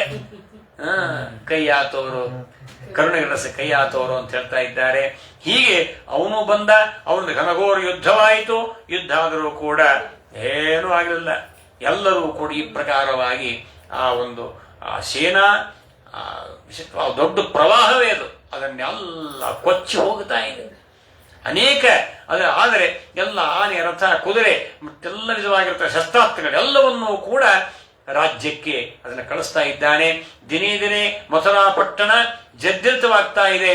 ಅಂದ ಬಳಿಕ ಇವರ ರಕ್ಷಣೆ ಬೇಕು ಅಂತ ಹೇಳುತ್ತಾ ವಿಶ್ವಕರ್ಮನಿಂದ ಸಮುದ್ರದ ಮಧ್ಯದಲ್ಲಿ ಸುಂದರವಾದಂತಹ ದ್ವಾರಕಾ ಪಟ್ಟಣವನ್ನ ನಿರ್ಮಾಣ ಮಾಡ್ತಾ ಇದ್ದಾನೆ ಕೃಷ್ಣ. ನಿರ್ಮಾಣ ಮಾಡಿ ತನ್ನ ಯೋಗ ಸಾಮರ್ಥ್ಯದಿಂದ ರಾತ್ರೋರಾತ್ರಿ ಇಡೀ ಮಥುರಾ ಪಟ್ಟಣದ ಯಾದವರನ್ನೆಲ್ಲ ಸಹಕುಟುಂಬ ಪರಿವಾರ ಸಮೇತರಾಗಿ ಸುರಕ್ಷಿತವಾಗಿ ಬಂದು ಅವರನ್ನೆಲ್ಲ ಸ್ಥಾಪನೆ ಮಾಡಿದ. ಅಲ್ಲಿ ದ್ವಾರಕಾ ಪಟ್ಟಣ ಮಲಗಿ ಎದ್ದು ನೋಡ್ತಾರೆ, ನಾವು ಎಲ್ಲಿದ್ದೇವೆ? ದ್ವಾರಕಾ ಪಟ್ಟಣದಲ್ಲಿ. ಎಲ್ಲರೂ ಕೂಡ ದ್ವಾರಕಾ ಪಟ್ಟಣದಲ್ಲಿ ಎಲ್ಲರೂ ಕೂಡ ಬಂದು ಅಲ್ಲಿ ಸಮ್ಮಿಳಿತರಾಗಿದ್ದಾರೆ. ಅಬ್ಬಾ, ಇನ್ನೇನು ನಮಗೆ ಭಯವಿಲ್ಲ. ಜರಾಸಂಧ ಇನ್ನೇನು ಅವನಿಗೆ ಇದು ಕನಸಷ್ಟೇ, ಸರ್ವಥ ಅವ್ರಿಗೆ ತೊಂದರೆ. ನೋಡ್ರಿ, ಈ ಪ್ರಕಾರ ಪ್ರಜಾರಕ್ಷಣೆ, ಲೋಕರಕ್ಷಣೆ ಮಾಡುವುದು ಎಷ್ಟು ಒಂದು ಅಂತಹ ಪರಮಾತ್ಮ ಇಷ್ಟೆಲ್ಲ ಸೃಷ್ಟಿ ಮಾಡಿ ಅವನು ಹೇಗೆ ರಕ್ಷಣೆ ಮಾಡ್ತಾನೆ ಇದೇ ಸಾಕ್ಷಿ. ಸೃಷ್ಟಿಕರ್ತ ಜಗನ್ನಾಥ ಅಷ್ಟೇ ಅಲ್ಲಪ್ಪ, ರಕ್ಷಣೆಯೂ ಮಾಡ್ತಾನೆ, ಅವನು ಕೊನೆಗೆ ಸಂಹಾರವೂ ಮಾಡ್ತಾನೆ, ನಿಯಮನ ಮಾಡ್ತಾನೆ, ಆನಂತರ ಜ್ಞಾನ ಅಜ್ಞಾನ ಬಂದ ಮೋಕ್ಷ ಎಲ್ಲವೂ ಭಗವಂತ ಮಾಡ್ತಾನೆ ಎಂಬುದಾಗಿ ಎಲ್ಲ ವೇದಾದಿ ಶಾಸ್ತ್ರಗಳು ಕೊಂಡಾಡ್ತಾ ಇದೆ. ಹಾಗೆ ಮಾಡಿದ್ ನೋಡ್ರಿ. ಹೀಗೆ ಆ ದ್ವಾರಕಾ ವರ್ಣನವನ್ನ ಅದ್ಭುತವಾಗಿ ಅನೇಕ ದಾಸರು ಮಾಡಿದ್ದಾರೆ. ಹೀಗೆ ಪ್ರಜಾರಕ್ಷಣೆ ಆಗಬೇಕು. ಪ್ರಜೆಗಳೆಲ್ಲರೂ ಕೂಡ, ನಗರವಾಸಿಗಳನ್ನ ಎಲ್ಲರನ್ನೂ ಕೂಡ ವಿಶಿಷ್ಟವಾಗಿ ಇವನಿಂದ ಈ ಜರಾಸಂಧ ಅವರಿಗೇನು ಮುಟ್ಲೇಬಾರದು, ಹಾಗೆ ಅವರ ರಕ್ಷಣೆಯನ್ನ ಮಾಡ್ತಾ ಇದ್ದಾರೆ ವಿಶ್ವಕರ್ಮನಿಂದ. ಯೋಗ ಸಾಮರ್ಥ್ಯ ಎಲ್ಲಾ ಯಾದವರನ್ನ ದ್ವಾರಕಾ ಪಟ್ಟಣದ ಅಂತಃಸಮುದ್ರೇ ನಗರಂ ಕೃಷ್ಣ ಅದ್ಭುತಮಚೀಕೃತ ದಶದೀಯ ತತ್ವಾಷ್ಟಂ ವಿಜ್ಞಾನಂ ಶಿಲ್ಪ ನೈಪುಣಂ. ಎಂಥದ್ದು ಆ ಶಿಲ್ಪ, ಆ ನಿಪುಣತೆ ಎಂಥದ್ದು, ಏನು ಅದ್ಭುತವಾದಂತಹ ವರ್ಣನೆ ಮಾಡ್ತಾ ಇದ್ದಾರೆ. ರಥ್ಯಾ ಚತ್ವರತಿ ವೀತಿ ಯಥಾ ವಾಸ್ತು ನಿರ್ಮಿತಂ, ಎಲ್ಲ ಸರಿದ್ರುಮರಥೋದ್ಯಾನ ವಿಚಿತ್ರ ಉಪವನಾನ್ವಿತಂ ಹೇಮ ಶೃಂಗೈ ದಿವಸ್ಪೃಗ್ಭಿ ಮತ್ತು ಸ್ಫಾಟಿಕಾಟ್ಟಾಲ ಗೋಪುರೈ ರಾಜತಾರ ಕೂಟೈ ಕೋಷ್ಟೈ ಹೇಮುಕುಮಲಂಕೃತೈ ರತ್ನಕೋಟೈ ಗೃಹೈ ಹೇಮೈ ಮರಗತಸ್ಥಲೈ ವಾಸ್ತುಸ್ಪತೀನಾಂಚ ಗೃಹೈ ಬಲಿಭಿಶ್ಚ ನಿರ್ಮಿತಂ ಚಾತುರ್ವರ್ಣ ಜನಾಕೀರ್ಣಂ ಯದುದೇವ ಗ್ರಹೋಲ್ಲಸತ ಸುಧರ್ಮ ಭವನ ಸುಧರ್ಮ ಪಾರಿಜಾತಂಚ ಮಹೇಂದ್ರ ಪ್ರಾಣುದ್ಧರೇ ಯತ್ರ ಚಾವಚದೋ ಮರ್ತ್ಯ ಮತ್ರ ಜೊತೆ ಇತ್ಯಾದಿಯಾಗಿ ಒಂದೇ ಎರಡೇ ಎಲ್ಲ ವಿಧವಾಗಿರತಕ್ಕಂತಹ ಉದ್ಯಾನಗಳು, ರತ್ನ ವಿಚಿತ್ರವಾದಂತಹ ಆ ಗೋಪುರಗಳು, ಆಮೇಲೆ ಅನಂತರ ಎಲ್ಲ ಧ್ವಜಸ್ತಂಭಗಳು, ರತ್ನ ನವರತ್ನವಾದಂತಹ ಸಮುದ್ರ ಮಧ್ಯದಲ್ಲಿ ಕೇಳಬೇಕೆ, ಎಲ್ಲ ರತ್ನ ಅಲ್ಲೇ ಸಿಗತ್ತೆ. ಇವತ್ತಿಗೂ ದ್ವಾರಕಾ ಪಟ್ಟಣ ಮುಳುಗಿದ್ದು ಎಲ್ಲ ಕಣ್ಣು ಹಿಡಿದಾರೆ ನೋಡ್ರಿ, ಕಣ್ಣು ಹಿಡಿದಾರೆ. ದ್ವಾರಕಾ ಪಟ್ಟಣ ಎಲ್ಲಾ ಪೂರ್ಣ ಬಂಗಾರಮಯ. ಅದಕ್ಕ ದೇವರು ಮುಳುಗಿಸಿಬಿಟ್ಟು ಇಟ್ಬಿಟ್ರೆ ಅದನ್ನು ಗೋವಿಂದ. ಇವರು ಅವರಿಗೆ ಕೊಟ್ಬಿಡ್ರಿ, ಇದ್ರು ಕೂಡ ಅವರಿಗೆ ಕೊಟ್ಬಿಡ್ರಿ. ಈಗಿನವರು ದ್ವಾರಕಾ ಪಟ್ಟಣ ಪೂರ್ತಿ ಅವರಿಗೆ, ನಿಮ್ದೇ ಎಲ್ಲ ಸರ್ವಸ್ವ ನೀವೇನೆ ಇದು ಕೊಟ್ಟನಲ್ಲ. ಹಾಗೆ ಬಾಣಾಸುರ, ಆ ಬಾಣಾಸುರನ ಅನುಯಾಯಿಗಳು ಇಲ್ಲ ಇದ್ದಾರೆ, ಅವರ ಪರಂಪರೆ ಹೀಗಿದೆ. ಅವರಿಗೆ ಕೊಟ್ಬಿಡೋದನ್ನ. ದ್ವಾರಕಾ ಪಟ್ಟಣ ಇದ್ದಿದ್ರೆ ಇಡೀ ಮೇರು ಪರ್ವತ ಅದು ಕೂಡ ಒಳಗೆ ಇದೆ, ಅದು ಪೂರ್ಣ ಬಂಗಾರ, ಅದು ಉಡಿಸ್ತಾ ಇರಲಿಲ್ಲ, ತಿಳಿತಾ? ಅದು ಕೂಡ ಉಡಿಸ್ತಾ ಇರಲಿಲ್ಲ. ಇವರೆಲ್ಲ ಸಾಮಾನ್ಯರೇನು ಇವರು. ಅದಕ್ಕಾಗಿ ದೇವರದನ್ನ ಅಲ್ಲೆಲ್ಲ ಇಟ್ಟಿದ್ದಾರೆ, ಯಾರಿಗೂ ಕಣ್ಣಿಗೂ ಕಾಣುವಂತ ಇಲ್ಲಂದ್ರೆ ಇಟ್ಟಿಟ್ಟು ಕಟ್ ಮಾಡಿ ಕಾಣಿಸೋದೇ ಬೇಡ ಅಂತ ಮೇರು ಪರ್ವತ ಈ ಪ್ರಕಾರವಾಗಿ ಪರ್ವತ ಇದೆ. ಅಲ್ಲಿ ಬಂಗಾರ ಅಂತ ಪೂರ್ಣ ಬಂಗಾರವನ್ನು ಸುವರ್ಣಕರತ್ತಕಾರಿತಾಂ. ಲಂಕಾಪುಟ ಅದು ಕೂಡ ಪೂರ್ಣ ಬಂಗಾರಮಯ ಇತ್ತಂತೆ. ಅಂಥ ವಿಚಿತ್ರ. ಹೀಗೆ ಈ ಪ್ರಕಾರವಾಗಿ ಪ್ರಜಾಪಾಲನ ರಾಮೇಣ ಕೃಷ್ಣ ಸಮನಂತ ನಿರ್ಜಗಪುರದ್ವಾರಾತ್ ಪದ್ಮಮಾಲಿ ನಿರಾಯುಧ. ತಾನು ಮಾತ್ರ ಅಲ್ಲಿ ನಿರಾಯುಧನಾಗಿ ಅಲ್ಲಿಂದ ಮುಂದಕ್ಕೆ ತಾನು ಪ್ರಯಾಣವನ್ನ ಮಾಡ್ತಾ ಇದ್ದಾನೆ ಎಂಬುದಾಗಿ ಸ್ಪಷ್ಟಪಡಿಸ್ತಾ ಇದ್ದಾರೆ. ನಾಳೆ ಮತ್ತೆ ಮುಂದುವರಿಯುತ್ತೆ. ಶ್ರೀಕೃಷ್ಣ ಅರ್ಪಣವಸ್ತು.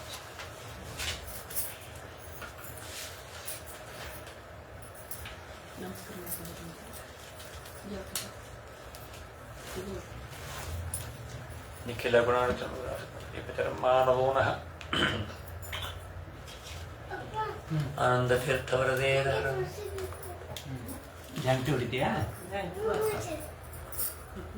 ಯಾವ ಮಾಡೋಣ